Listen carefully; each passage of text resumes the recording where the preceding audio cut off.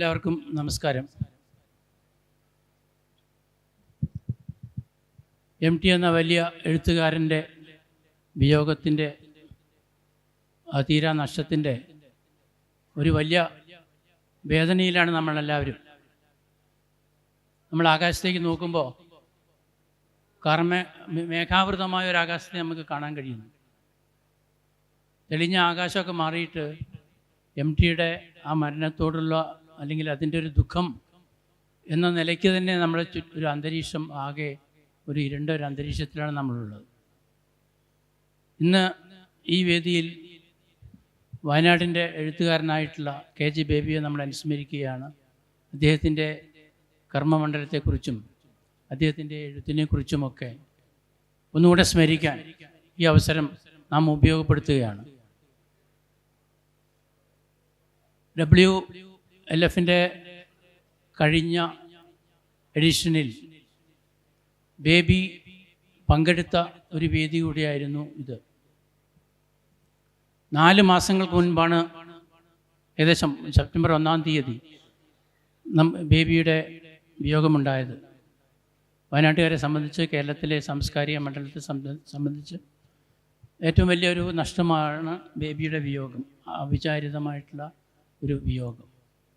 എഴുത്തിലൂടെയും ജീവിതത്തിലെ പ്രവർത്തനങ്ങളിലൂടെയും എപ്പോഴും മനുഷ്യൻ്റെ നന്മയ്ക്ക് വേണ്ടി, പ്രത്യേകിച്ചും കീഴാള ജനതയുടെ നന്മയ്ക്ക് വേണ്ടി ജീവിതം മുഴുവൻ മാറ്റിവെച്ച ഒരു മനുഷ്യനായിരുന്നു KG ബേബി. നമുക്കറിയാം അദ്ദേഹത്തിൻ്റെ പ്രവർത്തന മണ്ഡലങ്ങളെക്കുറിച്ച്, അദ്ദേഹത്തിൻ്റെ എഴുത്തിനെക്കുറിച്ച്, ജീവിതത്തെക്കുറിച്ച്, കാഴ്ചപ്പാടുകളെക്കുറിച്ചൊക്കെയുള്ള ഒരു ഓർമ്മ പുതുക്കലും ഒരു അനുസ്മരണവുമാണ് നമ്മൾ ഈ സെഷനിൽ ഉദ്ദേശിക്കുന്നത്.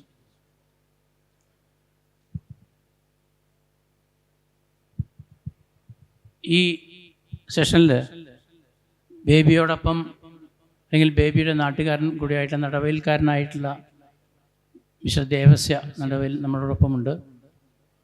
ബേബിയുടെ ആദ്യകാല സാംസ്കാരിക പ്രവർത്തനങ്ങളും അതുപോലെ അദ്ദേഹത്തിൻ്റെ ജീവിതവുമായി, അദ്ദേഹത്തിൻ്റെ പ്രവർത്തനങ്ങളുമായി, പ്രത്യേകിച്ച് നാടുകഥയൊക്കെ രൂപപ്പെട്ട പശ്ചാത്തലത്തിൽ അദ്ദേഹത്തെ ഓർത്തെടുക്കാൻ ആദ്യമായി നമ്മളോട് സംസാരിക്കുന്നത് ശ്രീ ദേവസ്യ നടവയിലാണ്.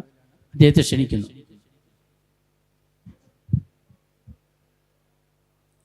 സ്നേഹമുള്ളവരെ, നടവയിൽ കനവ് ബേബിയെ അറിയാത്തവരാരും തന്നെ ഇല്ല. വയനാടിൻ്റെ സാംസ്കാരിക മണ്ഡലത്തിൽ തനതായ വ്യക്തിമുദ്ര പതിപ്പിച്ച് കടന്നുപോയതാണ് ബേബി. ജീവിതത്തിൽ പലരും സമൂഹത്തിലേക്ക് കടന്നു വരുന്നുണ്ട്. കടന്നു വരുന്നതിൽ വളരെ ചുരുക്കം ആൾക്കാർ മാത്രമേ ഒരു വ്യക്തിമുദ്ര പതിപ്പിച്ച് കടന്നു പോകുന്നുള്ളൂ. ബാക്കി എല്ലാവരും തന്നെ തൻ്റെ കുടുംബവും തൻ്റെ മക്കളും തൻ്റെ വീടും കാറും അതുപോലുള്ള സുഖസൗകര്യങ്ങളുടെ പുറകെ പോയി ജീവിതം ആ തരത്തിൽ തന്നെ കൊണ്ടുപോകാൻ ഇഷ്ടപ്പെടുന്നവരാണ്.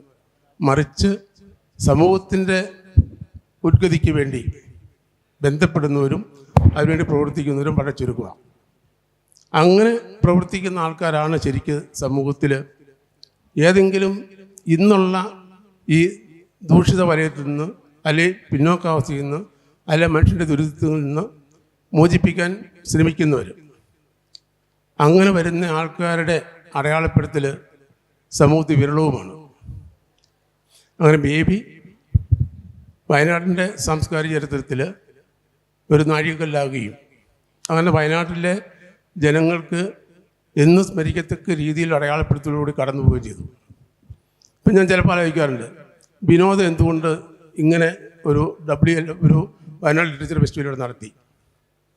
ഇതിനു മുമ്പ് ആരും ചെയ്യാത്ത കാര്യങ്ങളാണ്. പക്ഷേ വിനോദിൻ്റെ ഈ ഇടപെടലുകൾ വയനാട്ടിൽ ഒരു തുടക്കവും അതേപോലെ തുടർച്ചയുമാണ്. വയനാടിൻ്റെ സാംസ്കാരിക മണ്ഡലത്തിൽ എന്നും ഇത് ആവശ്യവുമാണ്. അതുപോലെ ബേബി പയ്യമ്പള്ളിയിൽ നിന്നാണ് നടവിലേക്ക് വരുന്നത്. ഏതാണ്ട് 78 മുതലുള്ള ഞങ്ങൾ ബന്ധങ്ങളുണ്ട്. 77 സ്നേഹാലയത്തിലായിരുന്നു ബേബി ആദ്യം പരിചയപ്പെട്ടത്. ബേബി നല്ലൊരു പാട്ടുകാരൻ, ആരെയും ആകർഷിക്കുന്ന വ്യക്തിത്വം. ആ പാട്ടിലൂടെ ആരെയും ആകർഷിക്കുന്ന തരത്തിൽ പാട്ട് പാടാനും ബന്ധപ്പെടാനും ഒക്കെ കഴിവുള്ള വ്യക്തിയാണ് ബേബി. അതിനുശേഷമാണ് പിന്നെ ഞങ്ങളുടെ സോളിഡാരിറ്റി എന്ന് പറയുന്ന സംഘടനയുമായിട്ട് അതിൻ്റെ സാക്ഷാ പ്രവർത്തനങ്ങളുമായിട്ട് ബന്ധപ്പെട്ട് ഒരുപാട് പ്രവർത്തനങ്ങൾ പങ്കുവച്ചിട്ടുണ്ട്. ആ പങ്കുവയ്ക്കൽ നിന്നാണ് ശരിക്ക് ആദിവാസികളുടെ ഇടയിലുള്ള സാമൂഹിക പ്രവർത്തനത്തിൽ നിന്നാണ് ബേബിക്ക് ആദിവാസികളെ പറ്റി പഠിക്കുന്നതിനും ഒരു പ്രചോദനം ഉണ്ടായിരുന്നു. ആ പ്രചോദനമാണ് തുടർന്ന് അവൻ്റെ ജീവിതവ്രതമാക്കി ഏറ്റെടുക്കുകയും ആ ജീവിതവ്രതം മരിക്കുവോളം തുടരുകയും ചെയ്തു. നമുക്കറിയാം വയനാട് ചരിത്രം. അതിനു മുമ്പ് ആരും മിസ്ഗൈഡ് ചെയ്യാത്ത പല കാര്യങ്ങളുമുണ്ട്. ആദ്യം പിന്നെ തമിഴ്നാട്ടിൽ നിന്ന് വന്ന ചെട്ടിമാർ ഇവിടെ വാസമർപ്പിച്ചു. അതിനുശേഷം കർണാടകയിൽ നിന്ന് വന്ന ജൈനന്മാർ വാസമർപ്പിച്ചു.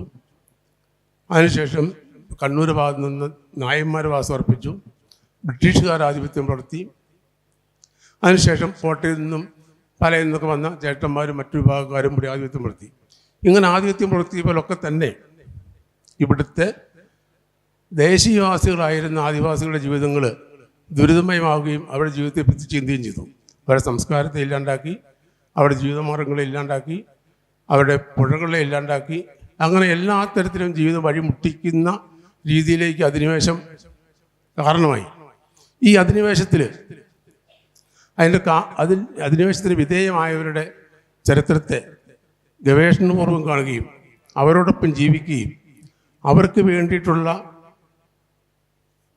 പഠനങ്ങൾ ഏർപ്പെടുകയും അങ്ങനെ അവർക്ക് വേണ്ടി ആദ്യം നാടകങ്ങൾ, പാട്ടുകൾ, നോവലുകൾ, ഇങ്ങനെ എല്ലാം പറ്റുന്ന രീതിയിൽ അവർക്ക് ഉള്ള സാംസ്കാരികമായിട്ടുള്ള സൗകര്യങ്ങൾ ഒരുക്കുകയും പിന്നീട് കനവ് എന്ന് പറയുന്ന ആദിവാസി കുട്ടികളുടെ ഇടയിൽ കനവ് എന്ന് പറയുന്ന ഒരു സ്കൂളിന് ഉദയം കൊടുക്കുകയും ചെയ്തു.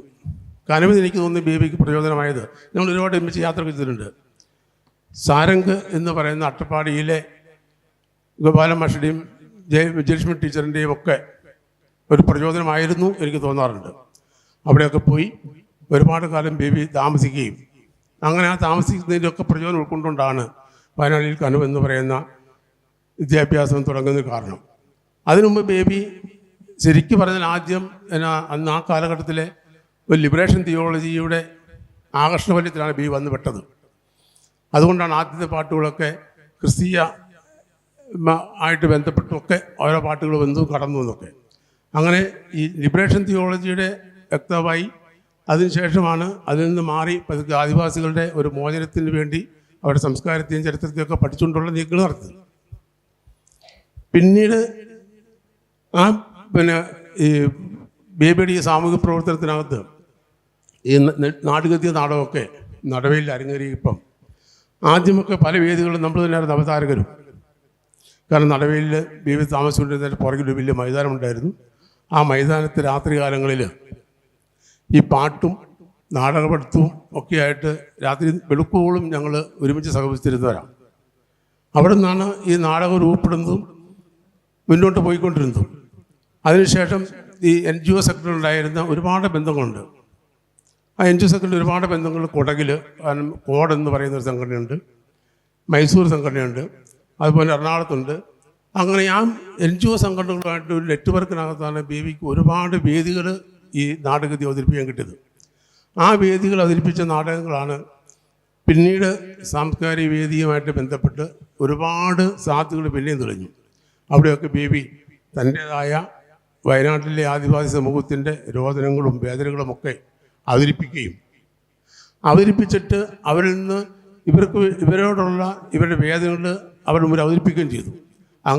ഇങ്ങനെ വയനാട്ടിലെ ആഫ്രിക്കയിലും കേരളത്തിലെ ആഫ്രിക്കയിൽ ഇങ്ങനൊരു ജനമുണ്ടെന്നും പിച്ച ചീന്തപ്പെട്ട ജീവിതം ഉണ്ടെന്നും പൊതുസമൂഹത്തിന് കാണിച്ചു കൊടുത്തത് ബേബിയാണെന്നാണ് എനിക്ക് പറയാനുള്ളത് ചരിത്രത്തിനകത്ത്.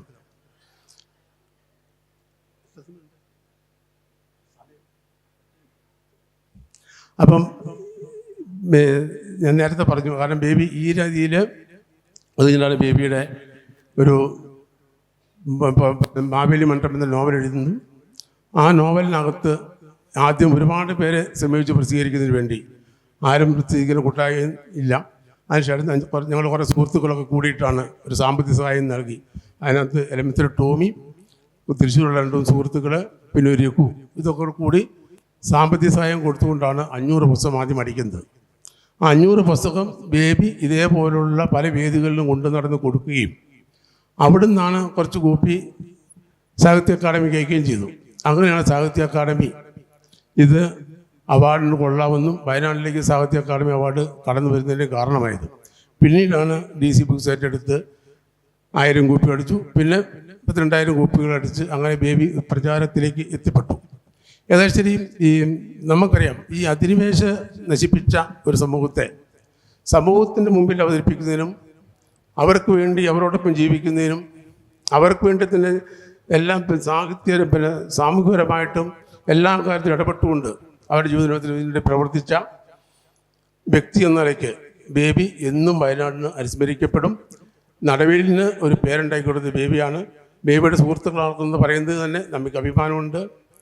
ഏതായാലും എനിക്ക് ഈ അവസരം തന്നതിന് എല്ലാവരെയും ഒരു നന്ദി പറഞ്ഞുകൊണ്ട് എല്ലാവർക്കും അഭിമാനം അർപ്പിച്ചുകൊണ്ട് ബേബിക്ക് എൻ്റെ സ്മരണാഞ്ജലി അർപ്പിച്ചുകൊണ്ട് ഞാൻ നിർത്തുന്നു. ദേവസ്യയ്ക്ക് നന്ദി. നടവയിലെ ആദ്യത്തെ ആ കൂട്ടായ്മയുടെ ഭാഗമാണ് ദേവസ്യ. മാവേലി മன்றത്തിൻ്റെ ആദ്യത്തെ എഡിഷൻ അല്ലെങ്കിൽ ആദ്യത്തെ പുസ്തകം ആദ്യമായിട്ട് പ്രസിദ്ധീകരിക്കുന്നത് അവിടുത്തെ നാട്ടുകാരെല്ലാം കൂടി അല്ലെങ്കിൽ സുഹൃത്തുക്കളെല്ലാം കൂടെ സഹകരിച്ചുകൊണ്ടാണ്. അതിൻ്റെ കവറൊക്കെ ഇപ്പോഴും എൻ്റെ മനസ്സിലിങ്ങനെ തങ്ങി നിൽപ്പുണ്ട്. പിന്നീട് DC ഏറ്റെടുക്കുകയും പിന്നീട് അത് കൂടുതൽ അതിന് അവാർഡൊക്കെ കിട്ടിയപ്പോൾ കൂടുതൽ അത് ആളുകളിലേക്ക് എത്തുകയും ചെയ്തു. അപ്പോൾ അതിൻ്റെ ആദ്യഘട്ടത്തിലെ പ്രവർത്തനങ്ങളുടെ അല്ലെങ്കിൽ ആ നാടകത്തിൻ്റെയൊക്കെ ആദ്യഘട്ടങ്ങളിലൊക്കെ സാക്ഷിയായിട്ടുള്ള ഒരാളാണ് ദേവസ്യ. അടുത്തതായിട്ട് നമ്മളോട് സംസാരിക്കുന്നത് ഏറ്റവും ഗോപിയാണ്. ബേബിയുമായിട്ട് വളരെ കാലത്തെ സൗഹൃദമുള്ള ആളാണ്. വയനാട്ടുകാരൻ എന്ന നിലയ്ക്ക് തന്നെ ബേബിയുടെ മാനന്തവാടിക്ക് അടുത്തുള്ള അദ്ദേഹത്തിൻ്റെ ആദ്യകാല ജീവിതവുമായി അല്ലെങ്കിൽ പിന്നീടുള്ള സാഹിത്യപരമായ പ്രവർത്തനങ്ങളിലൊക്കെ സാക്ഷിയാവുകയും അദ്ദേഹത്തോടൊപ്പം പലപ്പോഴും അദ്ദേഹത്തോടൊപ്പം പല കാര്യങ്ങളിൽ സഹകരിക്കാനൊക്കെ സാധിച്ചിട്ടുള്ള ഏറ്റവും ഗോപിയെ ക്ഷണിക്കുകയാണ്. 10 മിനിറ്റാണ്. 10 മിനിറ്റ്. പ്രിയമുള്ളവരെ, നമ്മുടെ ഇന്നത്തെ വിഷയം KJ ബേബി, കനബേബിയെ കുറിച്ചാണ്. നല്ല മഹാനായ എഴുത്തുകാരൻ നമ്മുടെ ഇവിടെ പറഞ്ഞു. ഇന്ന് രാവിലെ ഞാൻ അവിടെ പോയി വന്നതാണ്. ബേബി ഞാൻ ആദ്യം കാണുന്നത് കർഷക പ്രസ്ഥാനത്തു കൂടിയാണ്. കർഷക സംഘടന പയ്യമ്പള്ളിയുള്ള താന്നിക്കൽ വെച്ചിട്ടാണ് ഞാൻ ബേബി ആദ്യം പരിചയപ്പെടുന്നത്. കർഷകരുടെ വിഷമങ്ങളും കർഷകരുടെ സംഘടിക്കേണ്ട കാര്യങ്ങളെക്കുറിച്ചാണ് ബേബി ആദ്യം പറഞ്ഞത്. പിന്നീട് ബേബി ഗോത്രവിഭാഗങ്ങളുടെ ജനങ്ങളിലേക്ക് ഇടകറിയത്. ഒരുപക്ഷെ വർഗീസിന് ശേഷം നമ്മൾ ഓർക്കേണ്ടത് ബേബി ആയിരിക്കും. കാരണം ആദിവാസികളുടെ ഇടയിൽ പ്രവർത്തിച്ച ഒരു പരിവർത്തനം ഉണ്ടാക്കി എന്നുള്ളതാണ്. ആദിവാസികളുടെ ഇടയിൽ ധാരാളം പേര് പ്രവർത്തിച്ചിട്ടുണ്ട്. ഒരിടത്ത് PT വിജയം പ്രവർത്തിച്ചിട്ടുണ്ട്. അങ്ങനെ ഒട്ടനവധി പ്രവർത്തിച്ചെങ്കിലും ആധുനിക കാലത്ത് ഗോത്രവിഭാഗക്കാരുടെ ശ്രദ്ധേയമായിട്ടുള്ള ഇടപെടൽ നടത്തുന്നത് KJ ബേബിയാണ്. അപ്പോൾ എൻ്റെ ഈ ഇടതും വലത്തിരിക്കുന്നതൊക്കെ സുഹൃത്തുക്കളാണ്, ബേബിയുടെ സുഹൃത്തുക്കളാണ്. സുരേന്ദ്രനായാലും ഇബ്രാഹിം ആയാലും റജിമാഷായാലും എല്ലാവരും തന്നെ, ദേവസ്യായാലും ഒക്കെ തന്നെ. ഞാൻ ബേബിയുടെ ഒരു പ്രത്യേകത ഞാൻ മനസ്സിലാക്കിയത് മാനന്തവാടിയിലാണ് വയനാട്ടിലെ ഏറ്റവും കൂടുതൽ സാംസ്കാരിക പ്രവർത്തനങ്ങളും ഒക്കെ നടന്ന സാഹിത്യ രംഗത്തൊക്കെ പ്രവർത്തിച്ച് ഏറെ ശ്രദ്ധേയമായുള്ള മാനന്തവാടിയാണ്. കാരണം മാനന്തവാടിയിലാണ് ഈ സാഹിത്യ സംസ്കാരങ്ങളിലൊക്കെ പ്രവർത്തനം കൂടുതൽ കാഴ്ചവെച്ചത്. അവിടെയാണ് നമ്മൾ വർണ്ണക്ഷേത്ര എന്ന് പറയുന്ന ഒരു കൾച്ചർ പ്രോഗ്രാം വയനാട്ടിലെ 15ഓളം മ്യൂസിക് ക്ലബ്ബുകൾ പങ്കെടുപ്പിച്ചുകൊണ്ടൊരു മത്സരം നടത്തുകയും അവിടെ ഒരു പ്രത്യേകത എന്നാൽ ബേബിയും അതിൽ മത്സരത്തിൽ പങ്കെടുത്തു. സീറോ മ്യൂസിക് ക്ലബ്ബ് എന്ന് പറയുന്ന ഗോത്രവിഭാഗത്തിൽപ്പെട്ട വനിതകളെ പങ്കെടുപ്പിച്ചുകൊണ്ട്, നല്ല ഗായികമാരെ പങ്കെടുപ്പിച്ചുകൊണ്ടായിരുന്നു മത്സരം സംഘടിപ്പിച്ചത്. പക്ഷേ 2ാം സമ്മാനമാണ് ബേബിയുടെ സീറോ മ്യൂസിക് ക്ലബ്ബ്. അതോടുകൂടിയാണ് ബേബി ശ്രദ്ധേയമാകുന്നത്. കാരണം അവിടെ തന്നെ ഒരു സാധാരണഗതിയിൽ സംഗീതം എന്നൊക്കെ പറയുന്ന ചില വിഭാഗത്തിൻ്റെത് മാത്രമല്ല, ആദിവാസികൾക്ക് എത്ര കഴിവുണ്ട് എന്നുള്ളതിൻ്റെ അടിസ്ഥാനത്തിലാണെന്ന് നല്ലൊരു മത്സരം വളരെ ശ്രദ്ധേയമായിരുന്നു. ദൃശ്യമാധ്യമങ്ങളിലൊക്കെ നല്ല വാർത്ത വന്നിരുന്നു.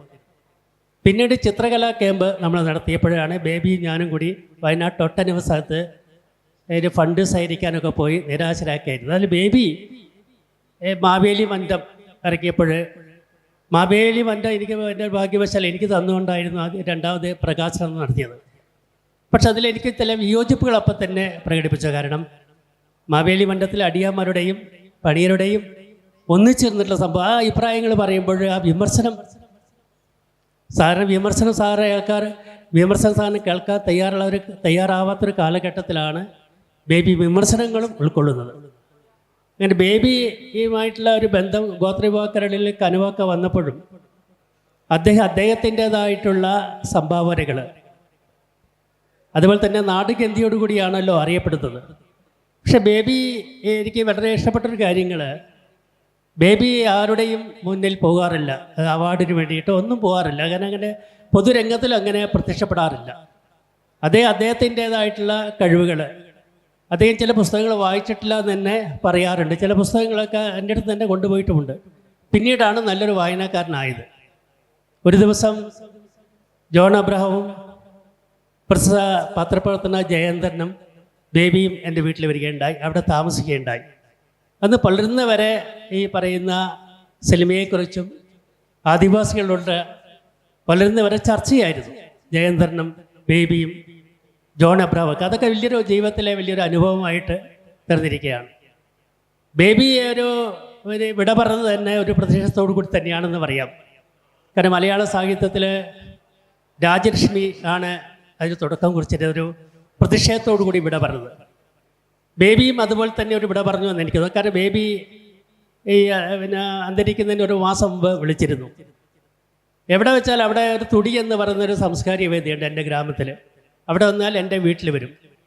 അങ്ങനെ ധാരാളം ബേബിക്ക് ധാരാളം സംഭാവനകൾ ഇനിയും ചെയ്യാനുണ്ട്, ചെയ്തൊന്നും പോരാ എന്നുള്ള മട്ടിലായിരുന്നു. അതുപോലെ തന്നെ ഒരു ദിവസം നമ്മൾ കോഴിക്കോട് വെച്ചുകൊണ്ടപ്പോൾ അളകാപുരിയിൽ MTയുടെ ഒരു പരിപാടി ഉണ്ടായിരുന്നു. അങ്ങനെ MTനെ കാണുകയും മാവേലി മന്ദം MTക്ക് കൊടുക്കുകയും ചെയ്തു. അപ്പോൾ അതിൽ ബേബിയുടെ ഒരു പ്രത്യേകത എന്താ വെച്ചാൽ വലിയ അല്ലെങ്കിൽ അറിയപ്പെടാനോ അല്ലെങ്കിൽ പബ്ലിസിറ്റിയോ ഒന്നും ആഗ്രഹിക്കുന്നില്ല. ജീവിത അനുഭവങ്ങൾ, അദ്ദേഹത്തിൻ്റെ അനുഭവങ്ങൾ അദ്ദേഹത്തിന് മാത്രമേ അറിയുള്ളൂ. അതുകൊണ്ട് തന്നെയാണ് ജോൺ അബ്രഹാമുമായിട്ട് ബന്ധപ്പെടുകയും ജോൺ അബ്രഹാമിൻ്റെ ഒരു ഫിലിമിൽ ഞങ്ങളൊക്കെ കൂടി ബേബീൻ്റെ കൂടെ പോകുകയൊക്കെ ചെയ്തത്. പക്ഷെ അദ്ദേഹത്തിൻ്റെ കഴിവിന് ഒരിക്കലും അദ്ദേഹം എനിക്കിന്ന കഴിവുണ്ട് അല്ലെങ്കിൽ നാടുകന്തി അതങ്ങനെ അതിൻ്റെ ജീവിതത്തെ പറ്റിയാണ് ഏറെക്കുറെ പറയാനുള്ളത്. ഞാൻ ദീർഘിപ്പിക്കുന്നില്ല, കാരണം എൻ്റെ കൂടെയുള്ളവരൊക്കെ അതിനെപ്പറ്റി ഗഹനമായി പഠിച്ചവരാണ്. പക്ഷെ എൻ്റെ അനുഭവങ്ങൾ ബേബിയെന്ന് നമുക്കൊരിക്കലും മറക്കാൻ പറ്റില്ല. അങ്ങനെ ബേബി മാത്രമാണ്. ബേബിയുടെ സംഭാവനകൾ ഇനിയും നമുക്ക് വേണ്ടതായിരുന്നു. പക്ഷെ നിർഭാഗ്യവശാൽ അതുണ്ടായില്ല. ബേബിക്ക് ബേബീൻ്റെ നാടകത്തെക്കുറിച്ചായാലും സ്വാതന്ത്ര്യ സമരത്തെക്കുറിച്ചായാലും പഴശ്ശിയെക്കുറിച്ചൊക്കെ ആയാലും അല്ലെങ്കിൽ എല്ലാത്തിനെ പറ്റിയും നല്ല അറിവാണ്. കാരണം വില്യം ലോഗൻ്റെ ഇതിനെപ്പറ്റിയൊക്കെ നല്ലൊരു പഠനം നടത്തിയിട്ടുള്ള ഒരാളാണ്. അതുകൊണ്ട് വയനാടിനെ സംബന്ധിച്ചിടത്തോളം നമുക്ക് വളരെ അഭിമാനിക്കത്തക്കതായിട്ടുള്ള സംഭാവനയാണ് ബേബി ചെയ്ത്. ബേബി നമ്മളെന്നും ഓർക്കേണ്ടതാണ്. ഏതായാലും ഈ പരിപാടിയിൽ പങ്കെടുക്കാൻ സാധിച്ചാൽ അതിയായ സന്തോഷമുണ്ട്. നിങ്ങൾക്ക് എൻ്റെ നമസ്കാരം, നന്ദി. ബേബി ഓർത്തെടുത്തതിന് ഗോപിക്ക് നന്ദി. മാനന്തവാടിയിലും ഒക്കെ അദ്ദേഹത്തിൻ്റെ ആദ്യകാല പ്രവർത്തനങ്ങളിൽ സാക്ഷിയായിരുന്ന ഗോപിക്ക് കൂടുതൽ കാര്യങ്ങൾ പറയാനുണ്ട്. പക്ഷേ നമുക്ക് സമയക്കുറവുണ്ട്.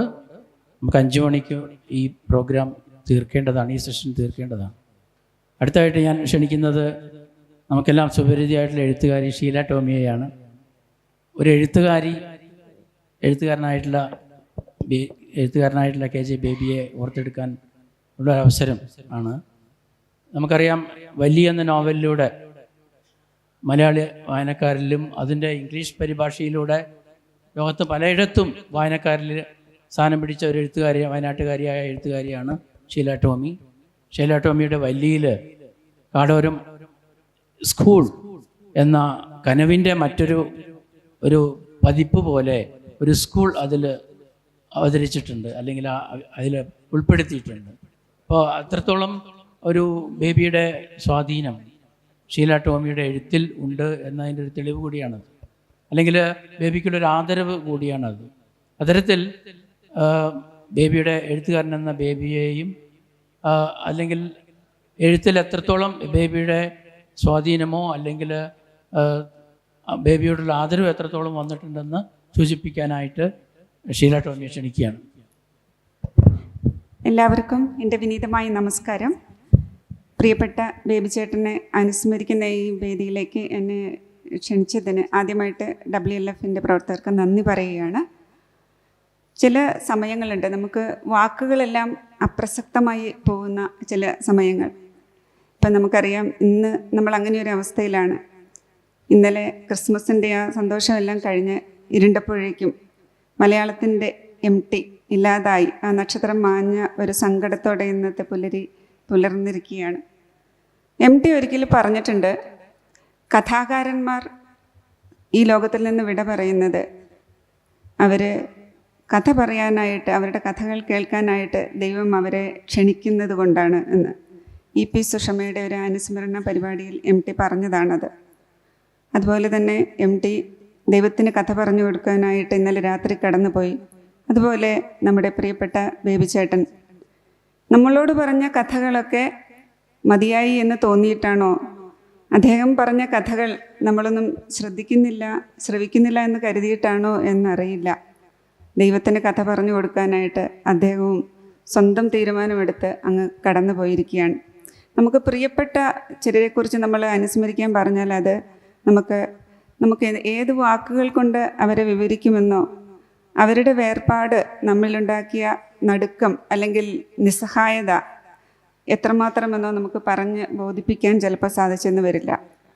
ഒരു എഴുത്തുകാരി എന്ന നിലയിൽ വല്ലി എന്ന നോവലുമായി അദ്ദേഹത്തിൻ്റെ അടുത്ത് ചെന്നപ്പോൾ ആ നോവലിലൂടെ കടന്നുപോയി 2-3 ദിവസത്തിനുള്ളിൽ തിരിച്ച് എന്നെ വിളിച്ച്, നീ ഇങ്ങനെയൊക്കെ എഴുതുമോ, എനിക്കിത് അത്ഭുതമായിരിക്കുന്നു എന്ന് പറഞ്ഞ് കനവ് എന്ന ബേബി ചേട്ടൻ്റെ ആ വളരെ വിശുദ്ധമായ ആ സംരംഭത്തിന് വല്ലി എന്ന നോവലിലൂടെ കാടോരം സ്കൂൾ എന്ന പേരിൽ ഞാൻ നൽകിയ ആദരവിന് എനിക്ക് സ്നേഹത്തോടെ അതിനെ ഓർക്കുകയും ഒക്കെ ചെയ്തു ബേബി ചേട്ടനും ഷേർലി ചേച്ചിയും. അതിനുശേഷം പലപ്പോഴായിട്ട് അദ്ദേഹത്തെ കാണാനും ഷേർലി ചേച്ചിയുമായിട്ട് സംസാരിക്കാനും ഒക്കെയുള്ള അവസരങ്ങളുണ്ടായി. എൻ്റെ ഒരു എഴുത്തിൻ്റെ യാത്രയിൽ അദ്ദേഹത്തെ പോലുള്ള ഒരാൾ നൽകിയ ഒരു സപ്പോർട്ട്, ഒരു പിന്തുണ, അദ്ദേഹം നൽകിയ ഉപദേശങ്ങൾ, അതൊക്കെ ഞാൻ എന്നും മനസ്സാ വഹിച്ചിരിക്കുകയാണ്. അദ്ദേഹം ഒരിക്കലും പറയണ്ടായി, നമ്മുടെ മനസ്സ് പറയുന്നത് പോലെ എഴുതുക, അതിന് അംഗീകാരങ്ങൾ കിട്ടണമെന്നോ മറ്റുള്ളവരത് വായിക്കണമെന്നോ ഒന്നും ആഗ്രഹിച്ചിരുന്നിട്ട് കാര്യമില്ല. ചിലപ്പോൾ വയനാട്ടിലുള്ളവർ പോലും നമ്മൾ എഴുതുന്നതൊന്നും ശ്രദ്ധിച്ചെന്ന് വരില്ല, അല്ലെങ്കിൽ തിരിഞ്ഞു നോക്കിയെന്ന് വരില്ല. കാരണം ബസ്പുർഖാൻ എന്ന മനോഹരമായ നോവല് അദ്ദേഹം എഴുതി കഴിഞ്ഞതിന് ശേഷം അതിന് നേരിട്ട അവഗണനയെക്കുറിച്ച് പലപ്പോഴും അദ്ദേഹം വളരെ നിർമ്മമനായി കാണപ്പെടുന്നെങ്കിലും പലപ്പോഴും നമ്മൾ എഴുതി വയ്ക്കുന്നത് വായിക്കാനും ഉൾക്കൊള്ളാനും ആളുകളില്ല എന്നുള്ളൊരു തോന്നൽ ഒരു എഴുത്തുകാരനിൽ ഉണ്ടാക്കുന്ന ഒരു വേദനയുണ്ട്. അങ്ങനെയുള്ളൊരു വേദന അദ്ദേഹം അനുഭവിച്ചിരുന്നു എന്ന് എനിക്ക് തോന്നുന്നു. അദ്ദേഹം പറഞ്ഞു, ആരും നമ്മളെ വായിക്കണമെന്നില്ല, അംഗീകരിക്കണമെന്നില്ല, എങ്കിലും ലോകത്തോട് നമുക്ക് ചിലത് പറയാനുണ്ട്, അത് പറഞ്ഞിട്ട് പോവുക. അതായിരുന്നു അദ്ദേഹത്തിൻ്റെ ഒരു തത്വശാസ്ത്രം എന്നെനിക്ക് തോന്നുന്നു. അദ്ദേഹം ഒരുപാട് ബഹളങ്ങളില്ലാതെ, ഒരു ബഹളവുമില്ലാതെ ജീവിച്ച് കടന്നുപോയൊരു മനുഷ്യൻ. ശബ്ദമില്ലാത്ത കുറേ മനുഷ്യരുടെ ശബ്ദം കേൾപ്പിക്കാനായിട്ട് നമ്മുടെ ഇടയിൽ ഒരു അതിസാധാരണക്കാരനായി ജീവിച്ച് കടന്നുപോയ ഒരു മനുഷ്യൻ. നമ്മളെല്ലാവരും, ഞാൻ പറയും, ഇപ്പം ഈ വേദിയിലിരിക്കുന്നവർ മാത്രമല്ല, എനിക്കറിയാം ഈ സദസ്സിലിരിക്കുന്ന ഓരോരുത്തരും അദ്ദേഹത്തിന് പ്രിയപ്പെട്ടവർ തന്നെ ആയിരുന്നിരിക്കണം. ഞങ്ങളെക്കാളൊക്കെ അദ്ദേഹത്തെ സ്മരിക്കുവാൻ അവകാശമുള്ള ഒരുപാട് പേർ ഇവിടെ ഇരിക്കുന്നുണ്ട്, അല്ലെങ്കിൽ നമുക്കിടയിലുണ്ട്. അപ്പം എല്ലാവർക്കും പ്രിയപ്പെട്ടവനായ ഒരു അതിസാധാരണനായ ഒരു മനുഷ്യനായിരുന്നു KJ ബേബി എന്ന് പറയാൻ ഞാൻ ആഗ്രഹിക്കുകയാണ്. എനിക്ക് ബേബി ചേട്ടനോടുള്ള ബന്ധത്തെക്കാൾ എൻ്റെ ചാച്ചനായിരുന്നു, അതായത് എൻ്റെ അച്ഛനായിരുന്നു ബേബി ചേട്ടനോട് കൂടുതൽ ബന്ധമുണ്ടായിരുന്നു. അദ്ദേഹം കേളകത്ത് നിന്ന് വയനാട്ടിൽ വന്ന് ആദ്യം താമസിച്ചു തുടങ്ങിയത് പയ്യമ്പള്ളി ഇടവകയിലാണ്, ഞങ്ങളുടെ ഇടവകയിലായിരുന്നു. അപ്പം ഞങ്ങളൊന്നും ജനിച്ചിട്ടില്ല എന്നാണ് എനിക്ക് തോന്നുന്നത്. ആ സമയത്ത് അദ്ദേഹവും കുടുംബവും വയനാട്ടിൽ പയ്യമ്പള്ളി ഇടവകയിൽ വന്ന് താമസിച്ചപ്പം പയ്യമ്പള്ളിയിൽ പള്ളിയിലൊക്കെ പാട്ട് പാടുന്ന ഒരു ചെറുപ്പക്കാരൻ, അതുപോലെ മാനന്തവാടിയിൽ പല ക്ലബ്ബുകളിലായി നാടകം കളിക്കുന്ന ചെറുപ്പക്കാരൻ, ആദിവാസി കുട്ടികളെ പഠിപ്പിക്കുന്ന ചെറുപ്പക്കാരൻ, അങ്ങനെയൊക്കെയുള്ള വിവരണങ്ങൾ പിന്നീട് ഞങ്ങൾ വളർന്നു വന്നപ്പോൾ പലരിൽ നിന്നും കേൾക്കുകയുണ്ടായി. പ്രത്യേകിച്ച് എൻ്റെ ചാച്ചൻ വളരെ ആദരവോടുകൂടിയാണ് ബേബി ചേട്ടൻ്റെ ഓരോ പ്രയത്നങ്ങളെയും കണ്ടിരുന്നത്. പിന്നെ ഞങ്ങൾ സ്കൂളിലേക്കൊക്കെ എത്തിയപ്പം നാട് എൻ വീട് ഈ വയനാട് എന്ന് പറയുന്ന ആ ആ പാട്ട് പാടാത്ത ഒരു എന്താ പറയുക, ഒരു യൂത്ത് ഫെസ്റ്റിവലോ അല്ലെങ്കിൽ ഒരു സാഹിത്യ സമാജ മീറ്റിങ്ങുകളോ ഒന്നും ഉണ്ടായിരുന്നില്ല. എനിക്ക് തോന്നുന്നു അദ്ദേഹം അന്നു മുതൽ വയനാട്ടിലെ ഓരോ സ്കൂൾ കുട്ടികളുടെയും മനസ്സിൽ ബേബിച്ചേട്ടൻ എഴുതിയ പാട്ടുണ്ടായിരുന്നു. അതിനൊക്കെ അപ്പുറമായിരുന്നു എനിക്ക് തോന്നുന്നു നാടുഗദ്ദികയിലൂടെ അദ്ദേഹം സൃഷ്ടിച്ച ചരിത്രം.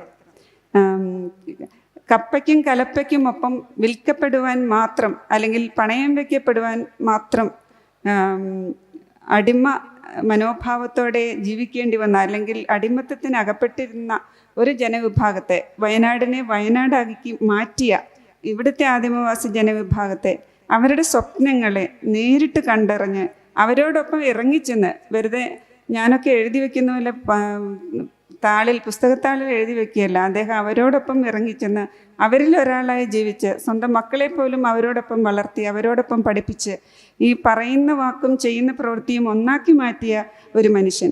അങ്ങനെ ഒരു മനുഷ്യനെ വയനാട് മതിയായ വിധത്തിൽ ആദരിച്ചിട്ടുണ്ടോ എന്നുള്ള ഒരു സംശയം ബാക്കി നിൽക്കുന്നുണ്ട്.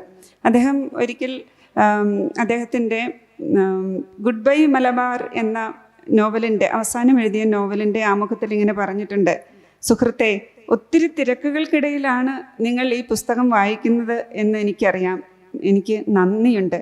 അദ്ദേഹത്തിൻ്റെ ഒരു മനോഭാവമാണത്. ഇപ്പോൾ അദ്ദേഹം എഴുതിയ ഒരു വരികൾ നമ്മൾ വായിക്കുന്നതിന് പോലും അദ്ദേഹത്തിന് നന്ദിയുണ്ട്.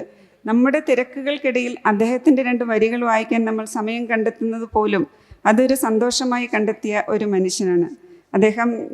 ബസ്പുർഖാനയിൽ ഇങ്ങനെ പറയുന്നുണ്ട്: കുറച്ച് മുളഞ്ചീന്തുകളും കുറച്ച് നൂലിഴകളും കൊണ്ട് തുടങ്ങാവുന്ന ഒരു ഇത്തിരി ജീവിതമുണ്ടെങ്കിൽ പിന്നെ എന്തിന് നമ്മൾ ഈ മലകളെ മാറ്റിമറിക്കാൻ പോകണം? എല്ലാം കണ്ടും കേട്ടും ആസ്വദിച്ചും അങ്ങനെ അങ്ങ് കടന്നു പോയാൽ പോരെ. നമുക്കറിയാം, എപ്പോഴും കർഷകരോടൊപ്പം നിന്ന, കാർഷിക ജീവിതത്തോടൊപ്പം നിന്ന ഒരാളാണ് KJ ബേബി. എന്നാൽ കർഷകൻ്റെ എല്ലാ സങ്കടങ്ങളും പോരായ്മകളും പരിവട്ടങ്ങളും പ്രയാസങ്ങളും സ്വപ്നങ്ങളും എല്ലാം അറിഞ്ഞ ഒരു മനുഷ്യനാണ്, അനുഭവിച്ച മനുഷ്യനാണ്. നമ്മളെയൊക്കെ പോലെ കുടിയേറി വന്ന ഒരു കർഷകനാണ്.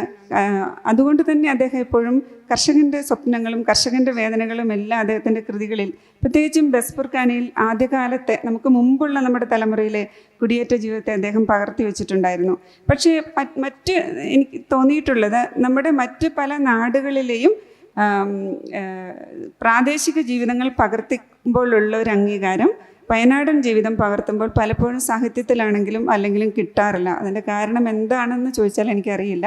അങ്ങനെയാണ് ബസ്പുർഖാന അവഗണിക്കപ്പെട്ടു പോയത് എന്നാണ് എനിക്ക് തോന്നിയിട്ടുള്ളത്. പിന്നെ മാവേലി മன்றത്തെ തന്നെ ദളിത് സൈദ്ധാന്തികർ എന്ന് പറയുന്നവരൊക്കെ ഒരുപാട് ചോദ്യം ചെയ്യുകയുണ്ടായി, അതിനെ വിമർശിക്കുകയുണ്ടായി. അദ്ദേഹം സ്വന്തം മനസ്സ് തുറന്നു കാണിച്ച് അല്ലെങ്കിൽ സ്വന്തം പച്ചയായ ജീവിതം തുറന്ന് എഴുതിയ അല്ലെങ്കിൽ ആദിമവാസികളുടെ നൊമ്പരങ്ങളോടൊപ്പം നിന്നുകൊണ്ട് എഴുതിയ ഒരു പുസ്തകത്തിന് പോലും വിമർശനങ്ങൾ ഏൽക്കേണ്ടി വന്നപ്പോഴും അദ്ദേഹത്തിൻ്റെ കടമ നിർവഹിച്ചുകൊണ്ട് കടന്നു പോവുകയായിരുന്നു. ആ പ്രചോദനമാണ് മാവേലി മன்றത്തിലും അദ്ദേഹത്തിൻ്റെ കനവിൻ്റെയൊക്കെ പ്രചോദനം കൊണ്ടാണ് ഈ വല്ലി എന്ന് പറയുന്ന ഈ നോവലിൽ അദ്ദേഹത്തിൻ്റെ പത്മനാഭൻ എന്ന് പറയുന്ന ഒരു കഥാപാത്രവും അതുപോലെ ഇസബെല്ല എന്ന് പറയുന്ന കഥാപാത്രവും ശരിക്കും ഒരുപാട് KJ ബേബിച്ചേട്ടനും ഷേർലി ചേച്ചിയുടെയും അനുരൂപങ്ങളായിട്ട് ഇതിലേക്ക് കടന്നു വന്നതൊക്കെ ഞാൻ ഒരുപാട് പറഞ്ഞ് ദീർഘിപ്പിക്കുന്നില്ല. ഇതിലെ ഒരു ഭാഗം, ചെറിയൊരു ഭാഗം KJ ബേബിച്ചേട്ടൻ്റെ ഓർമ്മയ്ക്ക് മുമ്പിൽ സമർപ്പിച്ചുകൊണ്ട് ഞാൻ അവസാനിപ്പിക്കാം. ഇത് കാടോരം സ്കൂൾ എന്ന് പറയുന്ന ഒരധ്യായത്തിലെ ചില വാചകങ്ങളാണ്. കാടിൻ്റെ വാക്കുകൾ തിരിച്ചു പിടിക്കുവാൻ ഒന്ന് ശ്രമിച്ചു നോക്കുകയാണ് ഞങ്ങൾ. ആത്മാവിൻ്റെ ഭാഷ അവർക്ക് തിരിച്ചു നൽകണം. അവരുടെ വികാരങ്ങളും സ്വപ്നങ്ങളും ആവിഷ്കരിക്കപ്പെടാതെ പോകരുത്.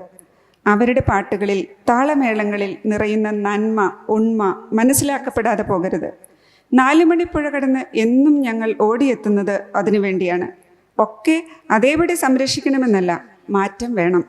ആദ്യം അവർ ലജ്ജയില്ലാതെ സ്വന്തം ഭാഷ സംസാരിക്കട്ടെ, സ്വന്തം പാട്ടുകൾ പാടട്ടെ, മല കേൾക്കുവോളം പുഴ കേൾക്കുവോളം കാട് പൂക്കുവോളം പാടട്ടെ. അവിടെ നിന്ന് വേണം ലിപിയില്ലാത്ത ഭാഷയുടെ അപ്പുറത്തേക്ക് കടക്കാൻ. കാട്ടിൽ വളർന്ന ഈ മക്കളുടെ പേരിൽ ഒരിക്കൽ കല്ലുവയൽ അഭിമാനിക്കാൻ ഇടവരും. അതിയായി ആഗ്രഹിച്ചാൽ പ്രപഞ്ചം മുഴുവൻ നമുക്കൊപ്പമുണ്ടാകും. ഈ കാറ്റും മഞ്ഞും മഴയും കാടും ഈ ദേശത്തിൻ്റെ ഹൃദയവും നമുക്കൊപ്പമുണ്ടാകും. ഇത് അദ്ദേഹത്തിൻ്റെ ഓർമ്മകൾക്ക് മുമ്പിൽ സമർപ്പിച്ചുകൊണ്ട് അദ്ദേഹം കണ്ട കനവുകൾ സഫലീകരിക്കാൻ ആരെങ്കിലുമൊക്കെ, അത് പൂർത്തീകരിക്കാൻ ആരെങ്കിലുമൊക്കെ എത്തിച്ചേരും. ആധുനിക കാലത്തിന് യോജിച്ച തൊഴിൽ സാധ്യതകളും കൂടി തുറന്നുകൊണ്ട് കനവ് എന്ന വിദ്യാഭ്യാസ സ്ഥാപനം കൂടുതൽ പുതിയ കുഞ്ഞുങ്ങൾക്ക് പ്രതീക്ഷകൾ നൽകി ഇനിയും ഉയർത്തെഴുന്നേൽക്കട്ടെ എന്ന് ആശംസിച്ചുകൊണ്ട് ബേബിച്ചേട്ടൻ്റെ ഓർമ്മകൾക്ക് മുമ്പിൽ വിനീതമായി നമസ്കരിക്കുന്നു. നന്ദി. ഷീലയുടെ വാക്കുകൾക്ക് നന്ദി. ഒരു എഴുത്തുകാരൻ്റെ കൃതികളിലൂടെ അല്പസമയം കൊണ്ട് കടന്നു പോവുകയായി. ബേബി ഒരു ജീവിതത്തിൽ പല ജീവിതങ്ങൾ നയിച്ച ഒരു വ്യക്തിയായിരുന്നു. നമുക്കറിയാം, വിദ്യാഭ്യാസ പ്രവർത്തകൻ, എഴുത്തുകാരൻ, അതുപോലെ സമൂഹത്തിലെ തിന്മകൾക്കെതിരെ എപ്പോഴും ശബ്ദം ഉയർത്തിയിരുന്ന ഒരു വ്യക്തി. പലതരത്തിൽ പല മേഖലകളിൽ പ്രവർത്തിച്ച ഒരു മനുഷ്യനാണ്. അതുകൊണ്ട് തന്നെ എഴുത്ത് അദ്ദേഹത്തെ സംബന്ധിച്ച് ഒരു വളരെ ലളിതമായൊരു കാര്യമായിരുന്നില്ല. വളരെ ഗവേഷണ ബുദ്ധിയോടെ ഓരോ കൃതിയെയും, ഇപ്പോൾ നാടുകഥിക മുതൽ അവസാനത്തെ അദ്ദേഹത്തിൻ്റെ ഗുഡ് ബൈ മലബാറൊക്കെ എഴുതുമ്പോൾ അദ്ദേഹം എത്രയോ പുസ്തകങ്ങൾ, ഈ വാസ്തവത്തിൽ ഷെർലിയെയും കൂടെ അനുസ്മരിക്കുന്ന ഒരു അവസരമാണിത്. ധാരാളം പുസ്തകങ്ങൾ ഷെർലി തന്നെ സംഘടിപ്പിച്ച് ബേബിക്ക് കൊടുത്തിരുന്നു. അത് വായിച്ച് ആ പുസ്തകങ്ങൾ തിരുവണ്ണാമലയിൽ താമസിച്ചുകൊണ്ടാണ് അദ്ദേഹം ആ എഴുത്ത് ആരംഭിച്ചത്. അപ്പോൾ വില്യം ലോഗൻ്റെ മലബാർ മാനുവൽ വായിച്ച് അതിൽ വില്യം ലോഗൻ്റെ സഹധർമ്മിണിയായ ആനി പ്രധാന കഥാപാത്രമായി വരുന്ന ഗുഡ് ബൈ മലബാർ എന്ന നോവൽ, അതിന് ഡോക്ടർ KK കുറുപ്പിൻ്റെ ചില പുസ്തകങ്ങൾ ആദ്യഘട്ടത്തിൽ സഹായകമായിരുന്നു. പിന്നീട് ധാരാളം പുസ്തകങ്ങൾ ആ കൃതിക്ക് പിന്നിൽ പ്രവർത്തിച്ചിട്ടുണ്ട്. അപ്പോൾ അത് വാസ്തവത്തിൽ അദ്ദേഹം അത് ഇംഗ്ലീഷിലേക്ക് വിവർത്തനം ചെയ്ത് കിട്ടണമെന്ന് വളരെ, അല്ലെങ്കിൽ വിവർത്തനം ചെയ്ത് കാണാൻ ആഗ്രഹിച്ചിരുന്നു. ഷെർലിയുടെ പെട്ടെന്നുള്ള വിയോഗം ഉണ്ടായിരുന്നില്ലെങ്കിൽ ഒരുപക്ഷെ നമുക്ക് അതിൻ്റെ ഇംഗ്ലീഷ് പതിപ്പും നമ്മുടെ മുന്നിൽ ഇപ്പോൾ എത്തുമായിരുന്നു. അപ്പോൾ അതൊക്കെ ഒരു എന്താ പറയുക, ഒരു നിരാശാജനകമായ ഒരു കാര്യമാണ്. അടുത്തായിട്ട് നമ്മളോട് സംസാരിക്കുന്നത് റജി മാസ്റ്ററാണ്. അദ്ദേഹം PK റജി നമുക്കറിയാം, പിന്നെ കനവുമായി ബന്ധപ്പെട്ടും ബേബിയുടെ എഴുത്തുമായൊക്കെ ബന്ധപ്പെട്ട് വളരെ കാലം അതിൻ്റെ എന്താ പറയുക ധാരാളം അനുഭവങ്ങൾ പങ്കുവച്ചിട്ടുള്ള ആളാണ്. പ്രത്യേകിച്ചും ബേബി ഗോത്ര ജനതയോടൊപ്പം ജീവിതം പങ്കുവച്ചിട്ടുള്ളൊരു മനുഷ്യൻ എന്ന നിലയ്ക്ക് ഗോത്ര സംസ്കാരത്തെ എങ്ങനെ ബേബി അടയാളപ്പെടുത്തുന്നു എന്ന് സൂചിപ്പിച്ചുകൊണ്ടാണ് റജി മാസ്റ്റർ സംസാരിക്കുന്നത്.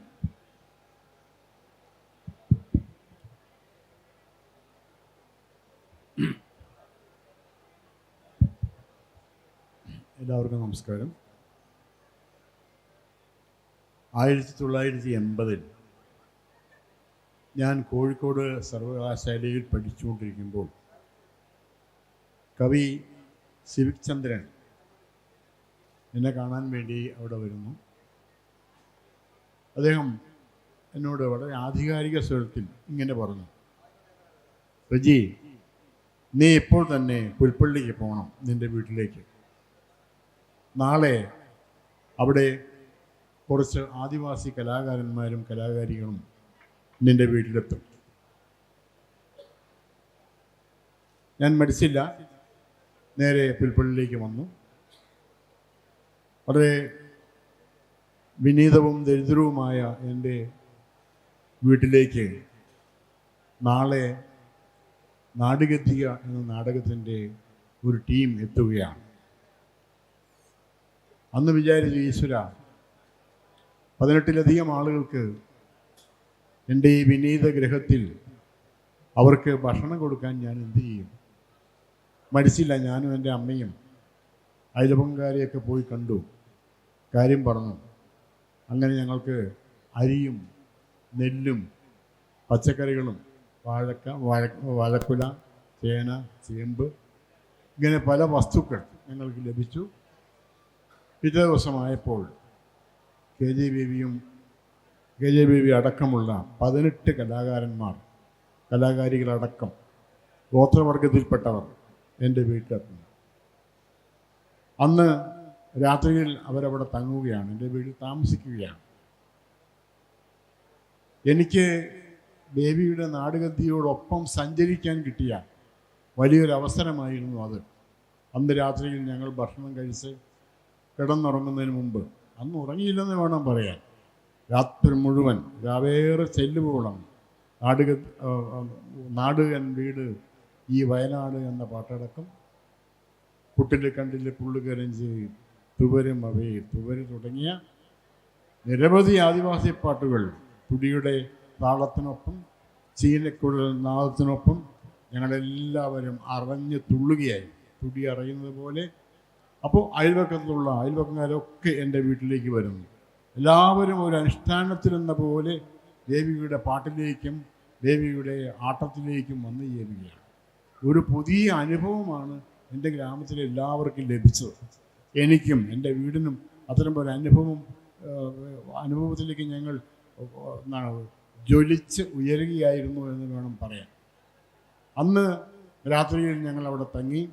പിറ്റേന്ന് രാവിലെ ഞാൻ എൻ്റെ ഗ്രാമത്തിലേക്ക് എൻ്റെ കൂട്ടുകാരോടൊപ്പം ഇറങ്ങി നടന്ന് വിളിച്ചു പറഞ്ഞു, ഇന്ന് രാത്രി 7 മണിക്ക് നാടുഗദ്ദിക തെരുവ് നാടകം Surabhi arts and sports club എന്ന് പറയുന്ന ഞങ്ങളുടെ ക്ലബിൻ്റെ ചെറിയ മൈതാനിയിൽ പന്തം കത്തിച്ചു പിടിച്ചുകൊണ്ട് നാടക സംഘം അവിടെ എത്തി.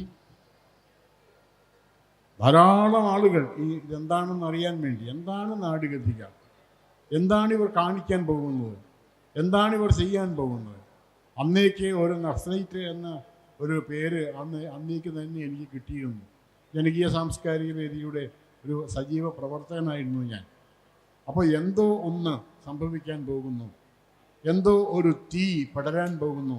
ഈ ഒരു മനോഭാവത്തോടെ ആളുകൾ അവിടെ വന്നു ചേരുകയാണ്. അങ്ങനെ പന്തമുയരുന്നു. ദേവിയുടെ സംഘം നാടകം ആരംഭിക്കുകയാണ്. നാടകം തുടങ്ങുമ്പോൾ നാടകത്തിലെ ഒരു കഥാപാത്രം പൈക്കിൻഡോ എന്ന് നിലവിളിക്കുന്നു. എനിക്ക് വിശക്കുന്നേ എന്ന ദയനീയമായ ഒരു വിളി അവിടെ മുഴങ്ങുകയാണ്. ആ വെളിച്ചത്തിലേക്ക് ദേവിയും നാടകത്തിലെ ആളുകളും ഒക്കെ വന്നു ചേരുന്നു. നാടകം ആരംഭിക്കുകയാണ്. ഈ നിലവിളിയോടൊപ്പം യാചൻ വരുന്നു, മൂപ്പൻ വരുന്നു, വെള്ളൻ വരുന്നു, വെള്ള വരുന്നു, വെള്ളി വരുന്നു. അവരെല്ലാം കൂടി വയനാടിൻ്റെ ഒരു ചരിത്രത്തിൻ്റെ ഒരു പരിച്ഛേദം എന്ന നിലയ്ക്ക് ഇങ്ങനെ കടന്നു പോവുകയാണ്. ഞാൻ ഓർമ്മിക്കുന്നു എന്ന് പറഞ്ഞുകൊണ്ട് യാചൻ ഈ സംഭവങ്ങളൊക്കെ ഓർമ്മിച്ചെടുക്കുന്നു. അവിടെ വന്നിട്ട് ഒരു ചരിത്രം മിഴിക്കുകയാണ്, മിഴി തുറക്കുകയാണ്. അത് മാവേലി കാലത്തോളം പോകുന്ന സമുദ്രത്തിൻ്റെ വലിയ തുടിച്ചത്തം മുഴങ്ങിയിരുന്ന മാവേലി കാലത്തോളം പോകുന്ന ഒരു ചരിത്രത്തിൽ നിന്നും ആരംഭിച്ച് ചരിത്രത്തിൻ്റെ വിവിധ അടരുകളെ, അതായത് ആ അടരുകൾ എന്ന് പറയുന്നത് ഞാൻ പറഞ്ഞു മാവേലിക്കാലം, അതിനുശേഷം വ്യത്യസ്ത കാലഘട്ടങ്ങളിലായി കടന്നു വന്ന അധികാരത്തിൻ്റെ സ്വരൂപങ്ങളെ എല്ലാം ഇങ്ങനെ ഓരോന്നായി ഈ തമ്പുരാനിലൂടെ പറയപ്പെടുകയാണ്. തമ്പുരാൻ്റെ മുമ്പിൽ ശബ്ദം നഷ്ടപ്പെട്ട, സ്വത്വം നഷ്ടപ്പെട്ട അടിമക്കൂട്ടങ്ങളായ ആദിവാസികൾ ഇങ്ങനെ നിൽക്കുകയാണ്. സ്വയം വെളിപ്പെടുത്താനാവാതെ, വെളിച്ചത്ത് വരാനാവാതെ എല്ലാവരുടെയും ആട്ടും തുപ്പുമേറ്റ് ഓരങ്ങളിലേക്ക് തള്ളിമാറ്റപ്പെടുന്ന ഈ ആളുകളിലേക്ക് ഗതികക്കാരൻ ഉണർന്നു വരികയാണ്. ഒരു വലിയ ഉണർവിലേക്ക് ഈ ജനതയെ കൊണ്ടുവരികയാണ്.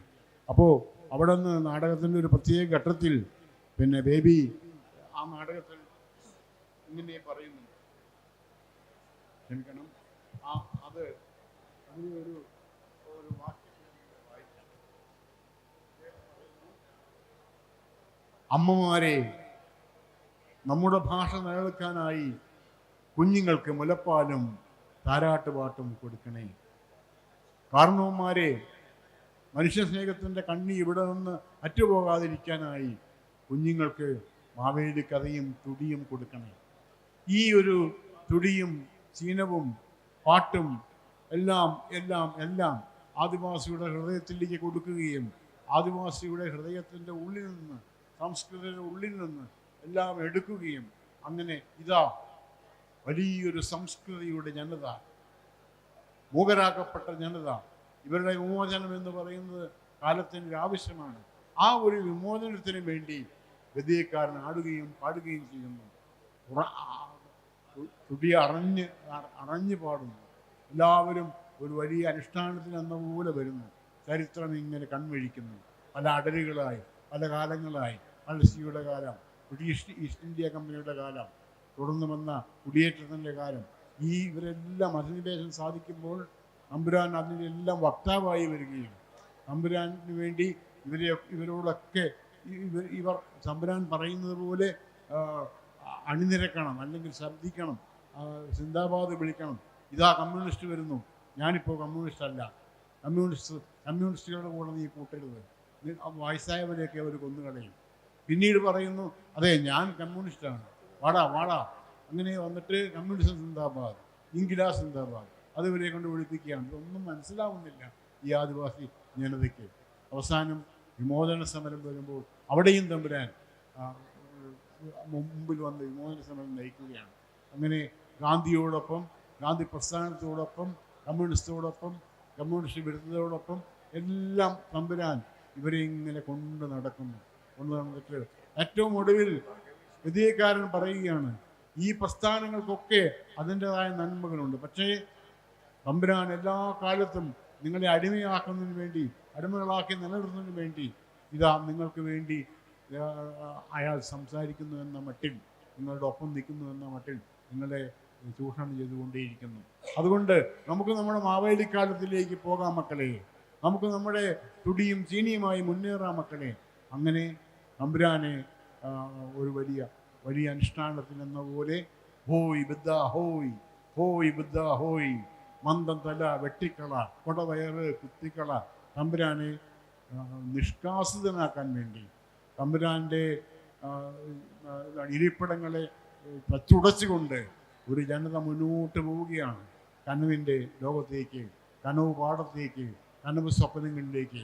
അങ്ങനെ നാടുകത്തിക ഒരു വലിയ ചരിത്ര സ്മാരകമായി, ഒരു വലിയ നാടകമായി മാറുകയാണ്.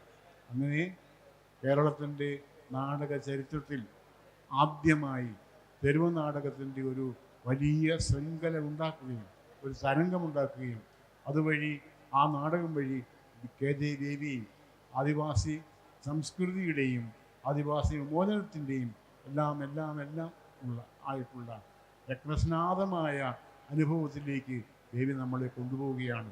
അതാണ് ദേവി എപ്പോഴും ചരിത്രത്തിൽ ആദിവാസി സംസ്കൃതിയും തൻ്റെ ഇടപെടലുകൾ നടത്തിക്കൊണ്ട് സ്വയം അടയാളപ്പെടുത്തുകയായിരുന്നു. അതുകൊണ്ട് ദേവി മരിക്കുന്നില്ല. ദേവിയുടെ സ്മരണയ്ക്ക് മുമ്പിൽ ഞാൻ വിനീതനാകുന്നു. എല്ലാവർക്കും നമസ്കാരം. രജിയുടെ വാക്കുകൾക്ക് നന്ദി. നാടകത്തിയുടെ അവതരണം നേരിൽ പലതവണ കാണാൻ അവസരമുണ്ടായിട്ടുള്ള ആളുകൾ ഒരാളാണ് രജി മാസ്റ്റർ. അതുപോലെ ബേബിയുമായിട്ട് എത്രയോ വർഷത്തെ സ്നേഹബന്ധമുള്ള ആളുകൾ തന്നെയാണ് ഇവിടെ ഇരിക്കുന്ന എല്ലാവരും തന്നെ. അപ്പോൾ എഴുത്തിലൂടെ ഗോത്രജീവിതത്തെ അല്ലെങ്കിൽ പ്രതിരോധത്തിനുള്ള ഒരു ആയുധമായി വാക്കുകളെ ഉപയോഗിച്ച ഒരു എഴുത്തുകാരൻ കൂടിയായിരുന്നു ബേബി എന്ന് നമുക്ക് അനുസ്മരിക്കാം. തുടർന്ന് ബേബിയുടെ നാടകീയ എന്നുള്ള നാടകം കൂടുതൽ ജനകീയമാവുന്നതും അല്ലെങ്കിൽ കൂടുതൽ ആളുകളിലേക്ക് എത്തുന്നതും ജനകീയ സാംസ്കാരിക വേദിയുടെ സഹകരണത്തോടു കൂടി തന്നെയാണ് നമുക്കറിയാം. അപ്പോൾ ആ കാലഘട്ടത്തെ അനുസ്മരിച്ചെടുക്കാൻ വേണ്ടി TK ഇബ്രാഹിയെ ക്ഷണിക്കുകയാണ്.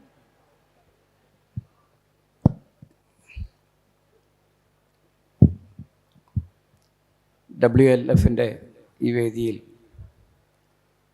നാം എല്ലാം കൂടിയിരിക്കുന്നത് ഒരു മരണം നിഴൽ വീഴ്ത്തിയിരിക്കുന്ന അന്തരീക്ഷത്തിലാണ്.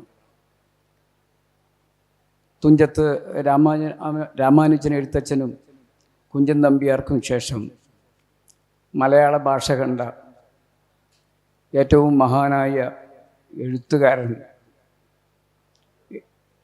ഇപ്പോൾ പട്ടടയിലേക്ക് എടുക്കപ്പെടുകയാണ്, MT വാസുദേവൻ നായർ.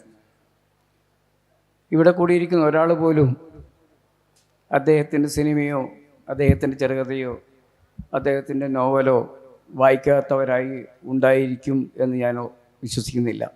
മാത്രമല്ല, അദ്ദേഹം എഴുതിയ അർത്ഥഗർഭമായ വരികൾ മനസ്സിലെന്നും ബാല്യം മുതൽ സൂക്ഷിക്കുന്നവരാണ് നമ്മൾ ഓരോരുത്തരും. ഈ വേദിയിൽ ഇന്ന് അനുസ്മരിക്കപ്പെടുന്നത് ഞങ്ങളുടെ എല്ലാം, നിങ്ങളിൽ പലരുടെയും അടുത്ത സുഹൃത്തും സഹചാരിയുമായിരുന്ന അകാലത്തിൽ പൊലിഞ്ഞ KJ ബേബി എന്ന വലിയ മനുഷ്യനെ സ്മരിക്കുന്നതിന് വേണ്ടിയാണ്. ഷീല ടോമിയും റെജിമാഷും PADയും തുടങ്ങി പലരും ബേബിയെക്കുറിച്ച് പറഞ്ഞു. ബേബി എനിക്ക് വളരെ അടുത്ത ഒരു സുഹൃത്ത് മാത്രമല്ല, ഞങ്ങൾ ഒന്നിലേറെ തവണ ജയിൽവാസം അനുഭവിച്ചവർ കൂടിയാണ്. ആദ്യമായി ബേബിയെ പോലീസ് അറസ്റ്റ് ചെയ്യുന്നത് എനിക്കൊപ്പമാണ്, കേണിച്ചിറയിൽ വെച്ച്. പിന്നീട് ഞങ്ങൾ കോഴിക്കോട് ജയിലിൽ ദീർഘകാലം, ഏകദേശം 5 മാസത്തിലടിയിൽ 1.5 മാസത്തോളം ബേബി എൻ്റെ കൂടെ ഉണ്ടായിരുന്നു. ഞാനൊരു 5 മാസത്തോളം ആ ജയിലുണ്ടായിരുന്നു. അത് അദ്ദേഹത്തിൻ്റെ പ്രസിദ്ധമായ നാടുകത്തിക എന്ന നാടകം മാനാഞ്ചിറയിൽ അവതരിപ്പിക്കുമ്പോഴാണ് അയാളെ പോലീസ് അറസ്റ്റ് ചെയ്യുന്നത്. ഞാൻ ജയിലെത്തുമ്പോൾ ബേബി ജയിലിലുണ്ട്. ഇനി ബേബിയെ കണ്ടെത്തിയ സാഹചര്യം കൂടി പറയാതിരിക്കാൻ വയ്യ. ബേബി കേരളത്തിൽ അറിയപ്പെടുന്നതും ധാരാളം വേദികളിൽ നാടുകത്തിക എന്ന ഗോത്ര മിത്തുകൾ അടങ്ങിയ നാടകം അവതരിപ്പിക്കുന്നതുമൊക്കെ സാംസ്കാരിക വേദി എന്ന ഒരു സംഘടനയുടെ പിൻബലത്തിലാണ്. സാംസ്കാരിക വേദി ബേബിയെ കണ്ടെത്തുന്ന ഒരു രസകരമായ സംഭവം, മാനന്തവാടിയിൽ ഞങ്ങൾ 1980കളുടെ തുടക്കത്തിൽ വർണ്ണക്ഷേത്ര എന്ന ഒരു സാംസ്കാരിക സംഘടന രൂപീകരിച്ചിരുന്നു. അതിൽ ഈ വേദിയിലിരിക്കുന്ന TV ഗോപി ഉൾപ്പെടെ ധാരാളം പേർ അതിൽ അംഗങ്ങളായിരുന്നു. വളരെ പ്രസിദ്ധനായ ഫോട്ടോഗ്രാഫർ, വയനാട്ടിലെ ആദ്യകാല ഫോട്ടോഗ്രാഫർ ബേബി തങ്കപ്പേട്ടൻ്റെ സ്റ്റുഡിയോ ആയിരുന്നു അതിൻ്റെ ആസ്ഥാനം. അന്ന് അവിടെ വൈകുന്നേരങ്ങളിൽ ഒത്തുചേരുന്ന മാനന്തവാടി ഗവൺമെൻറ് ഹൈസ്കൂളിലെ അധ്യാപകൻ MM പത്മനാഭൻ മാസ്റ്റർ, അതുപോലെ ആർട്ടിസ്റ്റ് KP തോമസ്, ഇങ്ങനെയുള്ള ചില സുഹൃത്തുക്കൾ ചേർന്നാണ് വർണ്ണക്ഷേത്ര എന്ന ഒരു സാംസ്കാരിക സംഘടന രൂപീകരിക്കുന്നത്. ഞങ്ങൾ ആദ്യമായി നടത്തിയ 1-2 കലാപരിപാടികളിൽ അവസാനത്തേതിൽ ബേബി അദ്ദേഹത്തിൻ്റെ ആദിവാസി ഗോത്ര സംഘവുമായി വന്ന് ഗാനമേള അവതരിപ്പിക്കുകയുണ്ട്. അതിവിടെ പ്രിയ സുഹൃത്ത് ഗോപി സൂചിപ്പിച്ചു. ഇതിലൂടെ ഞങ്ങൾ ഓരോരുത്തരും തോമസിൻ്റെ സുഹൃത്തിനെ, അതായത് ബേബിയെ ഞങ്ങൾ ശ്രദ്ധിക്കുകയായിരുന്നു.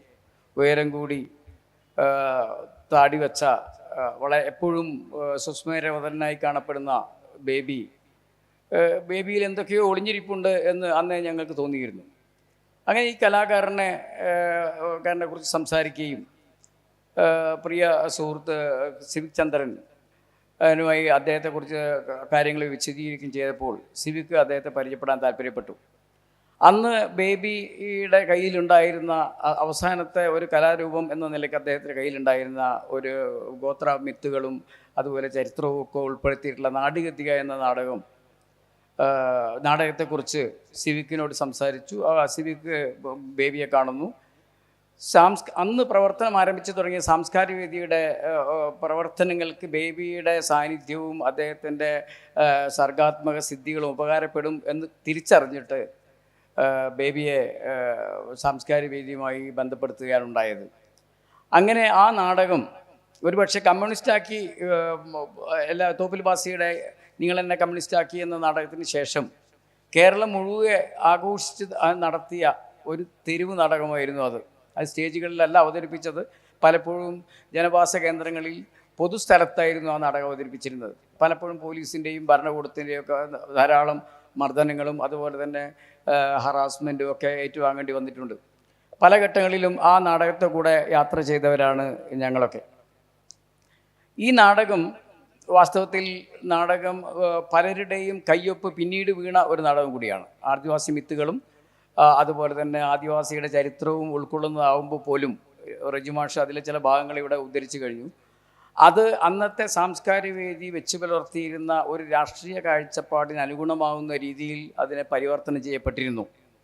അത് ബേബിയുടെ അറിവോടെയാണ് പലരും ഉദാഹരണമായിട്ട് സച്ചിദാനന്ദനാവട്ടെ, അതുപോലെ കെ ജി ശങ്കരപ്പിള്ളയാവട്ടെ, ബി രാജീവനാവട്ടെ, പല അന്നത്തെ സാംസ്കാരിക നായകരുടെയും കയ്യൊപ്പ് അതിന് പിന്നിലുണ്ടായിരുന്നു ആ മാറ്റങ്ങൾക്ക്. പക്ഷേ അതിനെയൊക്കെ തന്നെയും ബേബി സഹർഷം സ്വാഗതം ചെയ്യാനുണ്ടായത്. എന്നാൽ ജയിലിൽ അറസ്റ്റ് ചെയ്യപ്പെട്ട് ജയിലിലെത്തിയ ബേബി ജയിലിലുള്ള കമ്മ്യൂണിസ്റ്റ് അന്നത്തെ നക്സലൈറ്റ് സഹാക്കളുമായിട്ട് സൗഹൃദങ്ങൾ പുലർത്തിയിട്ടുണ്ടെങ്കിലും ഒരു കൃത്യമായ ഒരു രാഷ്ട്രീയ നിലപാട് അദ്ദേഹത്തിനുണ്ട് എന്ന് എനിക്ക് അന്ന് തോന്നിയിട്ടില്ല. പിൽക്കാലത്തും അത് അദ്ദേഹം ബോധ്യപ്പെടുത്തിയിട്ടില്ല. അത് തെറ്റായിട്ട് ഞാൻ കാണുന്നില്ല. അത് അദ്ദേഹത്തിൻ്റെ നിലപാടാണ്. അദ്ദേഹത്തിന് എപ്പോഴും കൂറും കടപ്പാടും ബന്ധവും ഒക്കെ തന്നെ ഒരു ഗോത്ര സമൂഹത്തോടായിരുന്നു, ഗോത്ര വിഭാഗങ്ങളോടായിരുന്നു. അത് അയാളുടെ രാഷ്ട്രീയ നിലപാട് അത് തന്നെയായിരുന്നു. അതേസമയം ഞാൻ ഉൾപ്പെടെ അന്നുണ്ടായിരുന്ന സാംസ്കാരികവേദി പ്രവർത്തകർക്ക് കൃത്യമായ മറ്റൊരു രാഷ്ട്രീയ നിലപാടുണ്ടായിരുന്നു. അത് ഒരു വർഗരാഷ്ട്രീയത്തിൻ്റെ നിലപാടായിരുന്നു. അതേസമയം ബേബി വെച്ച് പുലർത്തിയിരുന്നത് കൃത്യമായിട്ടും ഒരു ഗോത്രവർഗ സമൂഹത്തിൻ്റെ വിമോചനവും അവരുടെ സ്വപ്നങ്ങളും യാഥാർത്ഥ്യമാക്കുന്നതിനെക്കുറിച്ചുള്ള ചിന്തകളിൽ നിന്നാണ് അയാളുടെ കൃതികൾ ഓരോന്നും രൂപം കൊണ്ടത് എന്ന് വളരെ വ്യക്തമാണ്. അപ്പോൾ ഇത് ഇവിടെ പറയാൻ കാരണം എനിക്ക് ബേബിയുമായിട്ടുള്ള ബന്ധം ഏറെക്കുറെ സാംസ്കാരിക വേദിയുടെ കാലഘട്ടം അവസാനിക്കുന്നതോടെ അവസാനിക്കുകയാണ്. അതിനുശേഷവും ബേബിയെ കാണുകയും സംസാരിക്കുകയും ചെയ്തിട്ടുണ്ടെങ്കിലും അദ്ദേഹത്തിൻ്റെ സർഗാത്മക പ്രവർത്തനങ്ങളുടെ ഭാഗമാകാൻ ഞാൻ ഒരിക്കലും ശ്രമിച്ചിട്ടില്ല, എനിക്ക് കഴിഞ്ഞിട്ടുമില്ല. അതിനു മുമ്പ് അയാളുടെ സാംസ്കാരിക നാടകീയ എന്ന നാടകവും അതോടൊപ്പം അദ്ദേഹം ബ്രഹത്തിൻ്റെ വളരെ വിശ്വപ്രസിദ്ധമായ ഒരു കമ്മ്യൂണിസ്റ്റ് ഇൻ്റർനാഷണൽ എന്ന് പറഞ്ഞ ഗാനം, കമ്മ്യൂണിസ്റ്റ് ഇൻ്റർനാഷണൽ എന്ന ഗാനം അദ്ദേഹം പ്രത്യേകിച്ച് അടിയ ഗോത്രങ്ങളുടെ ഭാഷയിലേക്ക്, റാവുള ഭാഷയിലേക്ക് ട്രാൻസ്ലേറ്റ് ചെയ്യുകയും അത് ഞങ്ങൾ കേരളത്തിൻ്റെ വിവിധ ഭാഗങ്ങളിലുള്ള ഗ്രാമാന്തരങ്ങളിൽ ചൊല്ലുകയും ചെയ്തിട്ടുണ്ട്. ഉണരുവീൻ പട്ടിണിയുടെ തടവുകാരൻ നിങ്ങൾ ഉണരുവീൻ എന്ന് തുടങ്ങുന്ന ഗാനം ബേബി അതിമനോഹരമായിട്ട് റാവുള ഭാഷയിൽ ട്രാൻസ്ലേറ്റ് ചെയ്തിട്ടുണ്ട്. ഉണരുവീൻ അത് ഏന്തേ വരെ ഏന്തേ ചുടല നോക്കി ചാവു കാക്കും മക്കളെ എന്ന് തുടങ്ങുന്ന ഗാനം. അങ്ങനെ ബേബിയുടെ പല പാട്ടുകളിലും അധസ്ഥിത ജനവിഭാഗത്തിൻ്റെ പ്രത്യേകിച്ച് ആദിവാസി ഗോത്ര ജീവിതത്തിൻ്റെ വേദനകളും സങ്കടങ്ങളും വളരെ ആഴത്തിൽ ആവിഷ്കരിച്ചിട്ടുണ്ട്. അങ്ങനെ ചെയ്ത ഒരു മഹാനായ കലാകാരനായിരുന്നു ബേബി. മറിച്ച് അയാളുടെ പേരിൽ അല്ലാതെ അടിച്ചേൽപ്പിക്കുന്ന പല സംഭവങ്ങളും അയഥാർത്ഥമാണ് എന്ന് വിശ്വസിക്കുന്ന ഒരാളാണ് ഞാൻ. അതേസമയം ഒരു മഹാനായ നല്ല മനുഷ്യസ്നേഹിയായ ഒരു കലാകാരനായിരുന്നു ബേബി. അദ്ദേഹത്തിൻ്റെ ഓർമ്മകൾക്ക് മുമ്പിൽ പ്രണാമം അർപ്പിച്ചുകൊണ്ട് ഞാൻ എൻ്റെ വാക്ക് ഉപസംഹരിക്കുന്നു. നന്ദി, നമസ്കാരം. ഇബ്രാഹിമിന് നന്ദി. അടിയന്തരാവസ്ഥ കാലത്തും അതിനുശേഷമൊക്കെ ഈ നാടകം അന്നത്തെ ഇടതുപക്ഷ സർക്കാർ നിരോധിക്കുകയുണ്ടായി. പക്ഷെ പിന്നീട് അത് സർവകലാശാലയിൽ ഒരു പാഠ്യപുസ്തകമായി എന്നുള്ളത് ചരിത്രത്തിൻ്റെ ഒരു എന്താ പറയുക തമാശയെന്നോ നിയോഗമെന്നൊക്കെ നമുക്ക് പറയാം. ഏതായാലും ആ കാലഘട്ടത്തെ ഓർത്തെടുത്തതിന് നന്ദി. ഈ നാടകത്തിൻ്റെ തുടർച്ചയാണ് വാസ്തവത്തിൽ കനവ് എന്ന ബദൽ വിദ്യാഭ്യാസ സംരംഭം. അതിനെ ബദൽ എന്ന് വിളിക്കാമോ അല്ലെങ്കിൽ അത് യഥാർത്ഥമായ വിദ്യാഭ്യാസമാണോ എന്ന് ഇപ്പോഴും ആളുകൾക്ക് തിരിച്ചറിഞ്ഞിട്ടില്ല എന്ന് തോന്നുകയാണ്. കാരണം നമ്മുടെ സമാന്തര വിദ്യാഭ്യാസത്തിൻ്റെ ഭാഗമായ ക്ലാസ് മുറികളിൽ ഇരിക്കാൻ സാധിക്കാതെ അല്ലെങ്കിൽ ആ 4 ചുമരുകൾക്കുള്ളിൽ ഒതുങ്ങിക്കഴിയാൻ മനസ്സ് വിസമ്മതിക്കുന്ന അല്ലെങ്കിൽ അത്തരം കുട്ടികളാണ് കനവിലേക്ക് വന്ന് അവിടെ ചിറക് വിരിച്ച് ചിത്രശലഭങ്ങളെ പോലെ പറന്നലഞ്ഞത്. അവിടെ തൊഴിലും വിദ്യയും ഒക്കെ ഒരുപോലെ കുട്ടികൾക്ക് സ്വായത്തമാക്കാൻ കഴിഞ്ഞിട്ടുണ്ട്. സംഗീതവും ആയോധന കലയും ചിത്രമെഴുത്തും അതുപോലെ കാർഷിക വൃത്തിയും ഒക്കെ അവർ ജീവിതത്തിൻ്റെ ഭാഗമായി പഠനത്തിൻ്റെ ഭാഗമായി പരിശീലിച്ചു എന്ന് നമ്മൾ അവിടെ പോയിട്ടുള്ളവർക്കറിയാം. എത്രയോ തവണ അവിടെ പോകാൻ എനിക്ക് അവസരമുണ്ടായിട്ടുണ്ട്. അപ്പോഴൊക്കെ എന്തുകൊണ്ട് നമ്മുടെ പൊതുവിദ്യാഭ്യാസത്തിന് അതിൽ നിന്ന് എന്തെങ്കിലുമൊക്കെ സ്വീകരിച്ചുകൂടാ എന്ന് ഒരു അധ്യാപകനായി ഞാൻ പലപ്പോഴും മനസ്സിൽ ചോദിച്ചിട്ടുണ്ട്. പക്ഷേ നമ്മുടെ ഒരു രീതികൾ വ്യത്യസ്തമാണ്. പക്ഷേ ആ കനവിൻ്റെ രീതികളെക്കുറിച്ച് ആഴത്തിൽ ചിന്തിച്ചിട്ടുള്ള അല്ലെങ്കിൽ അതുമായി വളരെയധികം ബന്ധപ്പെട്ടുള്ള കെ സുരേന്ദ്രൻ മാഷ് അതുമായി സംസാരിക്കുന്നതാണ്. വളരെയധികം വേദനയോടുകൂടിയാണ് ഞാനിവിടെ ഇരിക്കുന്നത്. കഴിഞ്ഞ WLF അന്ന് ഒന്നാമത്തെ ദിവസം ഇവിടെ ആദ്യം തന്നെ എനിക്ക് തോന്നുന്നത് ബേബി ചേട്ടൻ്റെ സെഷനായിരുന്നു. ബേബി ചേട്ടൻ രാവിലെ തന്നെ ഇവിടെ എത്തുകയും സെഷനിൽ പങ്കെടുക്കുകയും അതിനുശേഷമാണ് രണ്ടാമത്തെയോ മൂന്നാമത്തെയോ സെഷനായിട്ട് ഞാൻ പങ്കെടുക്കുന്ന ഒരു സെഷനും കൂടെ കഴിഞ്ഞത്. ഉച്ചയ്ക്ക് ശേഷം ബേബി ചേട്ടനുമായിട്ട് കുറേ നേരം ഇരുന്ന് സംസാരിക്കാൻ എനിക്ക് അവസരം കിട്ടി. അപ്പോൾ ബേബി ചേട്ടൻ എന്നോട് പറഞ്ഞത്, ഞാൻ സച്ചി മാഷിൻ്റെ പ്രസംഗം കേൾക്കാൻ നിൽക്കുകയാണ് എന്ന് പറഞ്ഞു. അപ്പോൾ ആ ഇടയ്ക്ക് അല്പം കുസൃതിയോടുകൂടിയാണെങ്കിലും ഈ സച്ചിദാനന്ദൻ്റെയൊക്കെ വിഴിഞ്ഞം സമരത്തോടുള്ള നിലപാട് എന്നെ വളരെയേറെ അസ്വസ്ഥനാക്കിയിരുന്നു. അപ്പം ഞാനത് ബേബി ചേട്ടനോട് പറഞ്ഞു. ബേബി ചേട്ടൻ വിവരങ്ങളൊന്നും അറിഞ്ഞിരുന്നില്ല. അപ്പോൾ ബേബി ചേട്ടൻ എന്നോട് പറഞ്ഞു, അവസാനം ഇത് മുഴുവൻ കേട്ട് കഴിഞ്ഞപ്പോൾ എന്നോട് പറഞ്ഞു, സുരേന്ദ്ര, നീ പറയുന്നതൊക്കെ ശരിയായിരിക്കാം, പക്ഷേ എനിക്ക് ഈ സച്ചിമാഷെ അങ്ങനെ ഒഴിവാക്കാൻ പറ്റുന്ന ഒരാളല്ല, അതുകൊണ്ട് ഞാൻ സച്ചിമാഷ പ്രസംഗം കേട്ടിട്ട് തന്നെ പോകുന്നുള്ളൂ എന്ന് പറഞ്ഞ് അവിടെ ഇരുന്നു. ഇതുപോലെ ഇഷ്ടംപോലെ സന്ദർഭങ്ങൾ എന്നെ സംബന്ധിച്ച് ഓർക്കാനുണ്ട്. പക്ഷേ അതൊന്നും കൂടുതലായിട്ട് സംസാരിക്കാനുള്ള സമയം ഇവിടെ ഇല്ലാത്തതുകൊണ്ട് ഞാൻ കനവുമായി ബന്ധപ്പെട്ട ഒന്ന് രണ്ട് കാര്യങ്ങൾ മാത്രം പറയാം. അഡ്വക്കേറ്റ് നന്ദിത അക്സർ നമ്മുടെ വിനോദ് ജോസിൻ്റെയൊക്കെ സുഹൃത്താണ്. അവർ ഹ്യൂമൻ റൈറ്റ്സിൻ്റെ ഫാക്കൽറ്റി ആയിട്ട് കൊച്ചിൻ യൂണിവേഴ്സിറ്റിയിൽ ജോലി ചെയ്യുന്ന കാലത്ത് ഒരിക്കൽ വയനാട്ടിൽ വരികയുണ്ടായി. വയനാട്ടിൽ വന്ന് ഞങ്ങൾ അപ്പോൾ ആ സമയത്ത് അവർക്ക് കനവ് കാണണം എന്ന് അതിയായ ആഗ്രഹം. അപ്പോൾ രാവിലെ തന്നെ ഞങ്ങൾ അധ്യാപകർ അന്ന് ഡയറ്റിൽ TTC കുട്ടികൾക്ക് വേണ്ടിയിട്ട് ഇവരുടെ ഒരു സെഷൻ ഏർപ്പാട് ചെയ്തു. അപ്പോൾ അന്ന് ഈ ഇംഗ്ലീഷിൽ സംസാരിക്കുന്ന കുട്ടികളില്ല. ഇംഗ്ലീഷൊക്കെ പിള്ളേർ പഠിക്കുന്നുണ്ടെങ്കിലും ഇംഗ്ലീഷിൽ സംസാരിക്കാൻ പിള്ളേർക്ക് വയ്യ. പക്ഷേ ഇവരിങ്ങനെ ഇവരെ അതിൽ കുറച്ച് മുറി ഇംഗ്ലീഷൊക്കെ നന്നായിട്ട് പറയുന്ന കുട്ടികളെയൊക്കെ ശട്ടം കെട്ടി ഞങ്ങൾ അധ്യാപകരിരുന്ന് നന്ദിത അക്സർ വന്ന് സംസാരിക്കാൻ തുടങ്ങി. ഒന്നോ രണ്ടോ ചോദ്യങ്ങൾ ചോദിച്ചോടുകൂടി തന്നെ ഈ TTCക്കാർ മൊത്തം ഗ്യാസ് ഔട്ടായി.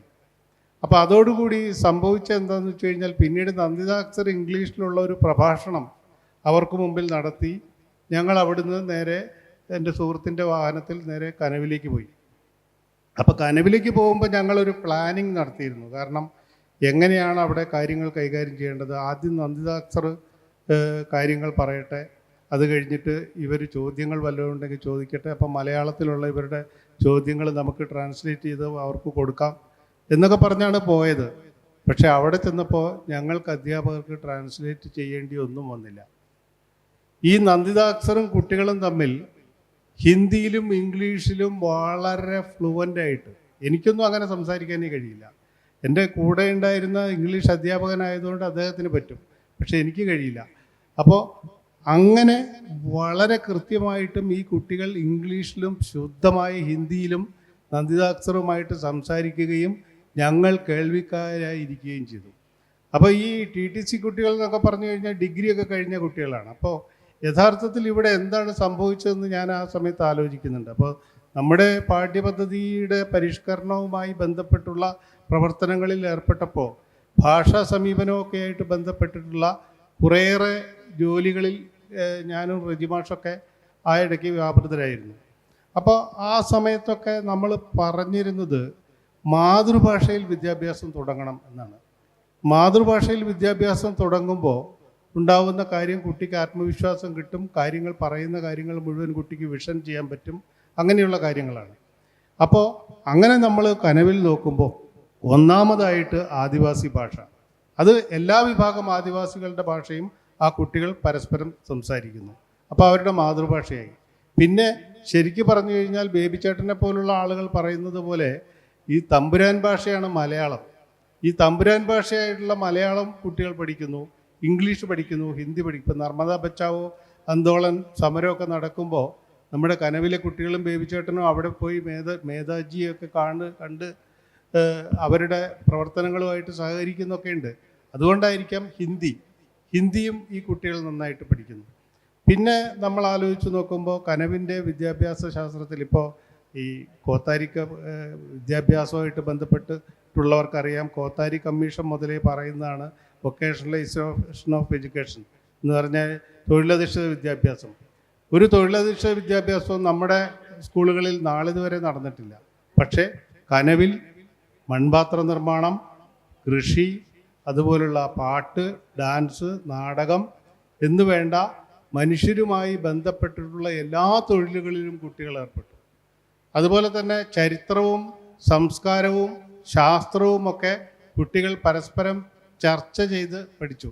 ആകപ്പാടെ ഞാൻ ശാസ്ത്ര പഠനത്തിന് കനവിൽ കണ്ടിട്ടുള്ള ഒരു വ്യത്യാസം, ഒരു കുറവ് എന്താണെന്ന് വെച്ചാൽ ലാബറട്ടറി ഇല്ലായിരുന്നു എന്നത് മാത്രമാണ്.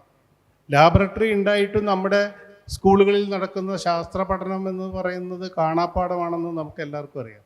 അപ്പോൾ ആ രീതിയിൽ നോക്കുമ്പോൾ പോലും അങ്ങനെ ശാസ്ത്രവുമായി ബന്ധപ്പെട്ട കാര്യങ്ങളും ഒക്കെ തന്നെ പഠിച്ച്, ശരിക്കും പറഞ്ഞാൽ കനവിൻ്റേത് ഒരു കരിക്കുലമാണ്. നമ്മുടെ സ്കൂളുകളിലെ പോലെ എഴുതി വെച്ച കരിക്കുലം ഇല്ലെങ്കിലും കരിക്കുലം യഥാർത്ഥത്തിൽ കനവിൻ്റെ കരിക്കുലമാണ്. കനവിൻ്റെ കരിക്കുലത്തിൽ എല്ലാ കാര്യങ്ങളും വിദ്യാഭ്യാസവുമായി ബന്ധപ്പെട്ട്, നമ്മളിപ്പോൾ പൗലോ ഫ്രയറിൻ്റെ വിദ്യാഭ്യാസ ശാസ്ത്രത്തെ പറ്റിയൊക്കെ പറയുമ്പോൾ പെഡഗോജി ഓഫ് ദി ഒപ്രസ്ഡ് എന്നൊക്കെ പറയാറുണ്ട്. യഥാർത്ഥത്തിൽ കേരളത്തിൽ നടന്ന ഒരു പെഡഗോജി ഓഫ് ദി ഒപ്രസ്ഡ് ഈ ബേബിച്ചേട്ടൻ നടത്തിയ കനവാണ് എന്ന് പറയാം.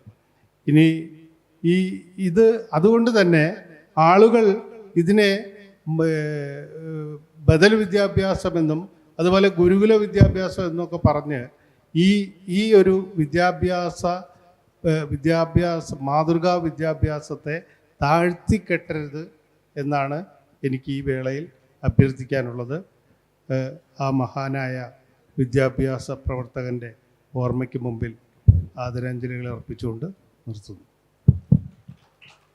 കെ സുരേന്ദ്രന് നന്ദി.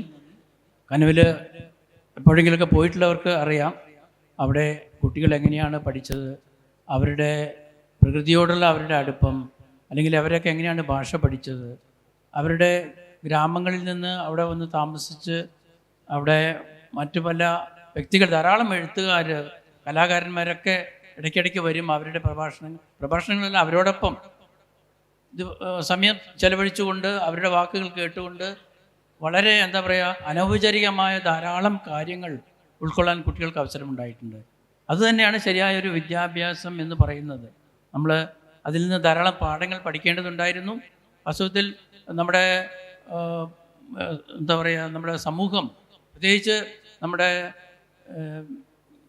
ഗ്രാമസഭ, പ്രാദേശികമായ ഭരണകൂടങ്ങളോ പഞ്ചായത്തോ ജില്ലാ പഞ്ചായത്തോ അല്ലെങ്കിൽ ബ്ലോക്ക് പഞ്ചായത്തുകൾ, അത്തരം സംവിധാനങ്ങളൊക്കെ എന്തെങ്കിലുമൊക്കെ ഒരു സപ്പോർട്ട് ഈ ഒരു സ്ഥാപനത്തിന് അന്ന് മുതൽ നൽകിയിരുന്നെങ്കിൽ അത് കുറച്ചു കാലം കൂടെയൊക്കെ ജീവിച്ചു പോകുമായിരുന്നു. പക്ഷേ ഇനി അതൊന്നും പറഞ്ഞിട്ട് കാര്യമില്ല. എങ്കിലും അത് ഒരു വലിയൊരു മെസ്സേജാണ് നമ്മുടെ സമൂഹത്തിന് നൽകിയിട്ടുള്ളത്. ഇനി തുടർന്ന് സംസാരിക്കുന്നത് ഷാജി പുൽപ്പള്ളിയാണ്. ബേബിയെക്കുറിച്ചുള്ള ഒരു ഓർമ്മ പുസ്തകത്തിൻ്റെ എഡിറ്ററാണ് അദ്ദേഹം. നിർമാതളം ബുക്സ് ആണ് കാടകം എന്ന ആ ഓർമ്മ പുസ്തകം പ്രസിദ്ധീകരിച്ചത്. കുറച്ച് ദിവസങ്ങൾക്ക് മുൻപ്, ഒരാഴ്ച നടവയിൽ വെച്ചാണ് ആ പുസ്തകം പ്രകാശനം ചെയ്തത്. ഏകദേശം ഒരു 45ഓളം എഴുത്തുകാർ എന്ന് പറഞ്ഞാൽ ബേബിയെ നേരിട്ട് അറിയാവുന്ന ആളുകളുടെ ഓർമ്മകളാണ് ആ പുസ്തകത്തിലുള്ളത്. അപ്പോൾ ആ എഴുത്തുകളിലൂടെയൊക്കെ കടന്നു പോവുകയും ആ 45 ആളുകൾ എങ്ങനെ ബേബിയുടെ ആശയങ്ങളെ, ബേബിയുടെ ജീവിതത്തെ കണ്ടുവെന്ന് നേരിട്ട് വായിച്ചറിയുവാൻ കഴിഞ്ഞിട്ടുള്ളൊരു വ്യക്തിയാണ് ഷാജി. WLF-ൻ്റെ മുൻപത്തെ എഡിഷനിൽ ഈ വേദി പങ്കിട്ട ഒരാൾ കൂടിയാണ് ഷാജി. ബേബിയോടൊപ്പം തന്നെ അദ്ദേഹത്തെ ക്ഷണിക്കുകയാണ്. എല്ലാവർക്കും നമസ്കാരം. ബേബി ചേട്ടനെ കുറിച്ച് കാര്യങ്ങളൊക്കെ ഈ സെഷനിലുള്ളവർ പറഞ്ഞു കഴിഞ്ഞു. ഒരുപക്ഷെ ഏറ്റവും കുറവ് പരിചയം ബേബി ചേട്ടനുമായിട്ട് എനിക്കായിരിക്കും ഉണ്ടാവുക. വേദിയിൽ മാത്രമല്ല, വേദിക്ക് മുമ്പിലിരിക്കുന്ന ഹരി ഡോക്ടർ അടക്കമുള്ള ഒരുപാട് ആൾക്കാർ അഭേദ്യമായ ബന്ധം ബേബി ചേട്ടനായിട്ടുള്ള വ്യക്തികളാണ്. എന്തായാലും 2 മരണങ്ങൾക്കിടയിലാണ് നമ്മൾ ഇവിടെ കൂടിയിരിക്കുന്നത്. ഞാൻ ഇത്രയും നേരം ഈ വേദിയിലിരിക്കുമ്പോഴും ഓർത്തത്, നേരത്തെ സുരേന്ദ്രൻ മാഷ് സൂചിപ്പിച്ചൊരു കാര്യം, 2 വർഷം മുമ്പ് WLF-ൻ്റെ ഇതുപോലുള്ള വേദി, ആദ്യ വേദിയാണത്. വയനാടിൻ്റെ സാംസ്കാരിക ഭൂമിക എന്ന് പറയുന്ന ഒരു സെഷൻ, അതിൻ്റെ മോഡറേറ്ററായിരുന്നു ഞാൻ, ബേബിയേട്ടൻ, കൽപ്പറ്റ നാരായണ മാഷ്, ഷീല ടോമി, KU ജോൺ. ഇന്ന് അങ്ങനെ കാണേണ്ട ഒരു മനുഷ്യൻ നമ്മളോട് പറയാതെ കടന്നു കളഞ്ഞിരിക്കുകയാണ്. ഏതായാലും ജീവിച്ചിരിക്കുമ്പോൾ തന്നെ മറക്കുന്നൊരു കാലഘട്ടത്തിലാണ് നാം ജീവിക്കുന്നത്. മരിച്ച് 4 മാസമായ ആ മനുഷ്യനെ ഓർമ്മിക്കണമെന്നും അത് നന്നായി നടത്തണമെന്നും ഈ WLF തീരുമാനിച്ചു എന്നുള്ളതൊരു വലിയ കാര്യമായിട്ടാണ് എനിക്ക് തോന്നുന്നത്. ബേബി ചേട്ടനുമായി ബന്ധപ്പെട്ട ഒരുപാട് അനുഭവങ്ങളൊന്നും ഇല്ലെങ്കിലും കുറച്ച് മതിയെന്ന് എനിക്ക് തോന്നുന്നു. ആ മനുഷ്യനെ ഒരിക്കൽ പരിചയപ്പെട്ടാൽ അദ്ദേഹത്തിൻ്റെ മരണം വരെയും ബേബി ചേട്ടൻ ഓർക്കും. കാരണം ഒരു പച്ച മനുഷ്യനായിട്ട് തന്നെ, യാതൊരു നാട്യവുമില്ലാത്ത. എനിക്ക് ഓർമ്മയുണ്ട്, മലയാളത്തിലെ തന്നെ ഒരു പ്രസിദ്ധമായ മാസികയിൽ അദ്ദേഹത്തെക്കുറിച്ചൊരു അഭിമുഖം നടത്താൻ പറഞ്ഞു. ഞാൻ ബേബിച്ചേട്ടനെ സമീപിച്ചു. ബേബിച്ചേട്ടൻ ഒരുപാട് വർത്തമാനവും പറഞ്ഞ് ചായയൊക്കെ തന്നിട്ട് പറഞ്ഞു, അഭിമുഖം ഒന്നും ഇപ്പോൾ തരാൻ കഴിയില്ല, അത് നമുക്ക് വേറൊരിക്കലാവാം. ഞാൻ പറഞ്ഞു, ബേബിച്ചേട്ടൻ എൻ്റെ അവസരം കൂടിയാണ് നഷ്ടപ്പെടുത്തുന്നത്. അത് ഇന്ന് എവിടെ ഫേസ്ബുക്കിൽ പോലും എന്തെങ്കിലും കുത്തിക്കുറിക്കാൻ വേണ്ടി മത്സരിക്കുന്നൊരു കാലഘട്ടത്തിലാണ് ബേബിച്ചേട്ടനെ പോലെ ആൾക്കാർ അപൂർവമായിട്ട് ഉണ്ടാവുള്ളൂ എന്ന് എനിക്ക് തോന്നുന്നുണ്ട്. അതേപോലെ തന്നെ വയനാട്ടിൽ ഒരു എഴുത്തുകാരനുണ്ടായിരുന്നു, ഒരു മനുഷ്യനുണ്ടായിരുന്നു, TC ജോൺ. നമ്മളെല്ലാം മറന്നു കഴിഞ്ഞു എന്ന് തോന്നുന്നു. അദ്ദേഹത്തിൻ്റെ ജീവിച്ചിരുന്നപ്പോഴും മരിച്ചു കഴിഞ്ഞപ്പോഴും വേണ്ട പരിഗണന വയനാട്ടുകാരോ മലയാളമോ നൽകിയെന്ന് എനിക്ക് തോന്നിയിട്ടില്ല. ഞാനത് കഴിഞ്ഞ സെഷനിൽ പറയുകയും ചെയ്തതാണ്. ആ ഒരു അനുഭവം ബേബിച്ചേട്ടൻ ഉണ്ടാവരുത് എന്നൊരു തോന്നൽ ഉള്ളിലുണ്ട്. ഞാൻ എന്നെപ്പോലൊരു നിസ്സാരം വിചാരിച്ച് നടക്കില്ലത്, പക്ഷേ എങ്കിലും അങ്ങനൊരു ആഗ്രഹം ഉണ്ടായിരുന്നു ബേബിച്ചേട്ടനെ കുറിച്ച്. അപ്പോൾ ബേബിച്ചേട്ടൻ്റെ മരണശേഷം ഞാനിങ്ങനെ നോക്കി, പാഠഭേദം പോലെയുള്ള മാസികകൾ പ്രാധാന്യത്തോടു കൂടി ഒരു പതിപ്പിറക്കി. പക്ഷേ മറ്റ് പല മാസികകളും കുറേശ്ശെ കൊടുത്തിട്ടുണ്ടില്ല എന്ന് പറയുന്നില്ല. മാതൃഭൂമി ആയാലും ചന്ദ്രികയായാലും മറ്റ് മാസികകളൊക്കെ കുറേശ്ശെ കൊടുത്തല്ലാണ്ട് കാര്യമായിട്ടൊരു പതിപ്പിറക്കാൻ ശ്രമിച്ചിട്ടില്ല എന്നുള്ളതാണ്. കാരണം അത്തരം ശ്രമങ്ങളുടെ പുറകെ പോകുന്ന ആളായിരുന്നില്ല ബേബിച്ചേട്ടൻ. പിന്നെ ഞാൻ വിചാരിച്ചു ആരെങ്കിലും ഒരു പുസ്തകം ബേബിച്ചേട്ടനെ കുറിച്ച്, ബേബിച്ചേട്ടൻ്റെ ഓർമ്മയെക്കുറിച്ച് എഴുതുമെന്ന് വിചാരിച്ചിട്ട് അങ്ങനെ കണ്ടില്ല. അപ്പോഴാണ് ഞാനിങ്ങനെ ഒരു ആഗ്രഹം മുമ്പോട്ട് വെച്ചത്. പക്ഷെ ആരാണ് ഇത് പ്രസിദ്ധീകരിക്കുക? വലിയ എഴുത്തുകാരൊക്കെ എക്കാലവും തള്ളിക്കളഞ്ഞ എഴുത്തുകാരനായിരുന്നു ബേബിച്ചേട്ടൻ. അങ്ങനെ സുഹൃത്തു കൂടിയായ, ലാഭത്തിന് വേണ്ടി ശ്രമിക്കാത്ത എൻ്റെ സുഹൃത്തായ അനിൽക്കുറ്റിച്ചിലോട് ഈ കാര്യം പറഞ്ഞപ്പം, സാരമില്ല, എന്ത് നഷ്ടം വന്നാലും നമുക്ക് ആ പുസ്തകം ഇറക്കാമെന്ന് പറഞ്ഞു. ഇങ്ങനെയാണ് കാടകമെന്ന ആ പുസ്തകത്തിൻ്റെ രൂപീകരണത്തിന് തുനിയുന്നത്. പക്ഷെ ആ പുസ്തകത്തിലേക്ക് പോകുമ്പോഴാണ് ബേബിച്ചേട്ടനൊരു അടുപ്പമുള്ള ആൾക്കാർ എത്ര പേരാണ്, നമ്മൾ വിചാരിക്കാത്ത എത്രയോ ആൾക്കാരാണ്. ഇനിയും ആ പുസ്തകത്തിലേക്ക് ഒരുപാട് പേര് മാറ്റി തരാമെന്ന് സമയമില്ലാത്തതുകൊണ്ട് പെട്ടെന്ന് തന്നെ ഞാൻ വിചാരിച്ചു ഈ വർഷം തന്നെ ആ പുസ്തകം ഇറക്കണം. ഒരു വാശിയായിരുന്നു, ഈ വർഷം ആ പുസ്തകം ഇറക്കണം. അതുകൊണ്ട് തന്നെ ഒരുപാട് പേരുടെ, എൻ പ്രഭാകരൻ മാഷ് അടക്കമുള്ള ഒരുപാട് പേരുടെ മാറ്റം നമുക്ക് ഉൾപ്പെടുത്താൻ പറ്റിയിട്ടില്ല. വയനാട്ടിലുള്ള തന്നെ ബേബിച്ചേട്ടൻ അടുപ്പുള്ള ഒരുപാട് മാറ്റം ഉൾപ്പെടുത്താം. കാരണം ആരുമായിട്ടാണ് പരിചയം എന്ന് നമുക്ക് നേരിട്ട് ചോദിക്കാൻ കഴിയുന്നില്ല. അത്രയൊരു ബന്ധമാണ് ബേബിച്ചേട്ടനുമായിട്ടുള്ളത്. പിന്നീട് പുസ്തകം വന്ന ശേഷം പലരും അത് പറഞ്ഞു, പല ആൾക്കാരും വിട്ടുപോയിട്ടുണ്ട്, അവരെയൊക്കെ ചേർക്കേണ്ടതുണ്ട്. അപ്പം ഞാൻ വിചാരിക്കണേ ആ പുസ്തകം ഒരു തുടർച്ചയാവണമെന്നുള്ളതാണ്. കാരണം ഓർമ്മകൾ ഇല്ലാതാവരുതും. മറവി ഫാസിസത്തിൻ്റെ ആയുധമാണ്. അതിനെ മറികടക്കാൻ ഓർമ്മകൾക്ക് കഴിയും. ഇതുപോലെയുള്ള ചില മനുഷ്യരെ, ചില എഴുത്തുകാരെ, ജീവിതവും എഴുത്തും രണ്ടല്ല എന്ന് തെളിയിച്ച ആളായിരുന്നു ബേബിച്ചേട്ടൻ. നമ്മുടെ പല എഴുത്തുകാരെയും സാമൂഹ്യ പ്രവർത്തകരെ കണ്ടു കഴിഞ്ഞാൽ 2 തരമാണ്, അതൊരു സംശയമില്ല. ഈ കുരിപ്പഴയുടെ ഒരു വാക്ക് പറഞ്ഞ പോലെ, വീട്ടിലിടാൻ മതേതര ചെരുപ്പും മതച്ചെരുപ്പും വീട്ടിന് പുറത്ത് മതേതര ചെരുപ്പ് എന്ന് പറയുന്ന ഒരു കാലത്ത് ഇതൊന്നുമില്ലാതെ എന്താണ് തൻ്റെ ജീവിതം, അത് തന്നെയാണ് തൻ്റെ എഴുത്ത് എന്ന് പറഞ്ഞ ആളായിരുന്നു ബേബിച്ചേട്ടൻ. ഈ പുസ്തകത്തിൻ്റെ രചനയുമായിട്ട് പോകുമ്പോൾ ഒരുപാട് അനുഭവങ്ങൾ പറയാൻ നിൽക്കുന്നില്ല. അതിൽ എനിക്ക് തോന്നിയൊരു കാര്യം, ഒരാൾ എന്നോട് ചോദിച്ചു, ആത്മഹത്യ ചെയ്യ ആൾക്ക് ഓർമ്മക്കുറിപ്പ് എഴുതാൻ പാടുണ്ടോ? അത്രയും വിവരദോഷികൾ താമസിക്കുന്ന ഒരു ഇടത്താണ് നമ്മൾ കഴിഞ്ഞു പോകുന്നത്. ബേബിച്ചേട്ടൻ സാധാരണ ആൾക്കാർ നടന്ന വഴിയിലൂടെ അല്ല സഞ്ചരിച്ചത്. അദ്ദേഹത്തിൻ്റെ ജീവിതവും മരണവും സ്വയം തിരഞ്ഞെടുക്കുകയാണ് ചെയ്തത്. അദ്ദേഹം ജീവിച്ചത് ആദിവാസികൾക്ക് അല്ലെങ്കിൽ അങ്ങനെയുള്ള ദാരിദ്ര്യം വിശപ്പ് അനുഭവിക്കുന്നവർക്ക് വേണ്ടിയായിരുന്നു. അത് പ്രചരണത്തിന് വേണ്ടിയോ അല്ല മറ്റൊന്നിനും ആയിരുന്നു എനിക്ക് തോന്നിയിട്ടില്ല. ഏതായാലും അദ്ദേഹത്തെ പുറത്തെടുക്കാൻ കഴിയുന്നില്ല. അദ്ദേഹത്തെ നേരത്തെ പറഞ്ഞു, ഗംഗാധര മാഷ് സൂചിപ്പിച്ചു, ഗംഗാധര മാഷും രജിമാഷും അതുപോലെ സുരേന്ദ്ര മാഷും ഷീല ടോമിയും ഒക്കെ ആ പുസ്തകത്തിൽ എഴുതിയിട്ടുണ്ട്. സച്ചിമാഷ് മുതൽ ഇങ്ങേയറ്റം പുതിയ തലമുറ, അതുപോലെ അദ്ദേഹത്തിൻ്റെ സുഹൃത്തുക്കളൊക്കെ എഴുതിയൊരു പുസ്തകമാണ്. ആ പുസ്തകം നമ്മുടെ WLFൻ്റെ സ്റ്റാളിലുണ്ട്, ഫിംഗർ ബുക്സിലുണ്ട്. അത് എനിക്ക് 1-2 ചെറിയ പുസ്തകമൊന്നും പറയാൻ പറ്റുമെന്ന് അറിയില്ല, എൻ്റേതുണ്ട്. പക്ഷെ ഒരു ആളോടും ആ പുസ്തകം വാങ്ങണമെന്ന് ഞാൻ പറഞ്ഞിട്ടില്ല. പക്ഷേ ഇത് ഞാൻ പറയും, ബേബിച്ചേട്ടൻ്റെ ഈ പുസ്തകം നിങ്ങൾ വാങ്ങണമെന്ന് ഞാൻ പറയും. കാരണം ബേബിച്ചേട്ടൻ അതാണ്. നന്ദി, നമസ്കാരം. ഷാജിക്ക് നന്ദി. ഘടകം എന്നുള്ള ആ ഓർമ്മ പുസ്തകം പ്രസിദ്ധീകരിച്ച നിർമ്മലം ബുക്സിനുള്ള സ്നേഹവും അഭിനന്ദനവും കൂടെ, നന്ദിയും കൂടെ ഞാൻ ഈ അവസരത്തിൽ പറയാൻ ഈ അവസരം ഉപയോഗിക്കുകയാണ്. കാരണം അത് അത്രത്തോളം അത് നമ്മുടെ ഹൃദയങ്ങളെ തൊടുന്ന തരത്തിൽ ഉള്ള ധാരാളം അനുഭവക്കുറിപ്പുകളുടെ ഒരു സമാഹാരമാണ് ആ പുസ്തകം. താല്പര്യമുള്ള എല്ലാവരും തന്നെ അത് വാങ്ങുമെന്ന് കൂടെ ആശിക്കുകയാണ്. ഏതായാലും KJ ബേബി എന്ന വ്യക്തി വയനാട്ടിൽ ജീവിച്ചു, അദ്ദേഹത്തോടൊപ്പം ജീവിക്കാൻ കഴിഞ്ഞു എന്നുള്ളത് നമ്മെപ്പോലെ ഉള്ള ആളുകൾക്കെല്ലാം ഒരു സന്തോഷമുള്ള, ഒരു നല്ല ഓർമ്മയും സന്തോഷവും തന്നെയാണ്. കാരണം ആ ഒരു കാലഘട്ടത്തിൽ അദ്ദേഹത്തോടൊപ്പത്തിൻ്റെ അനുഭവങ്ങൾ പങ്കുവയ്ക്കാൻ, അദ്ദേഹത്തോടൊപ്പം എത്രയോ മണിക്കൂറുകൾ ചെലവഴിക്കാൻ കഴിഞ്ഞിട്ടുള്ള ആളുകളാണ് ഈ വേദിയിലിരിക്കുന്നവരും അതുപോലെ ഇവിടെ ശ്രമിക്കുന്ന എല്ലാവരും, മിക്കവാറും ആളുകളെല്ലാം തന്നെ. അത്തരത്തിലുള്ളൊരു വ്യക്തിയെ അനുസ്മരിക്കാൻ WLF ഈ ആദ്യ ദിവസം തന്നെ ഒരു അവസരമുണ്ടാക്കിയതിൽ പ്രത്യേകം സംഘാടകരോട് നന്ദി പറയുകയാണ്. പങ്കെടുത്ത എല്ലാവർക്കും അതുപോലെ ശ്രമിച്ച എല്ലാവർക്കും ഒരിക്കൽ കൂടെ നന്ദി പറഞ്ഞുകൊണ്ട് ഈ സെഷൻ ഇവിടെ അവസാനിക്കുന്നു. എല്ലാവർക്കും നന്ദി.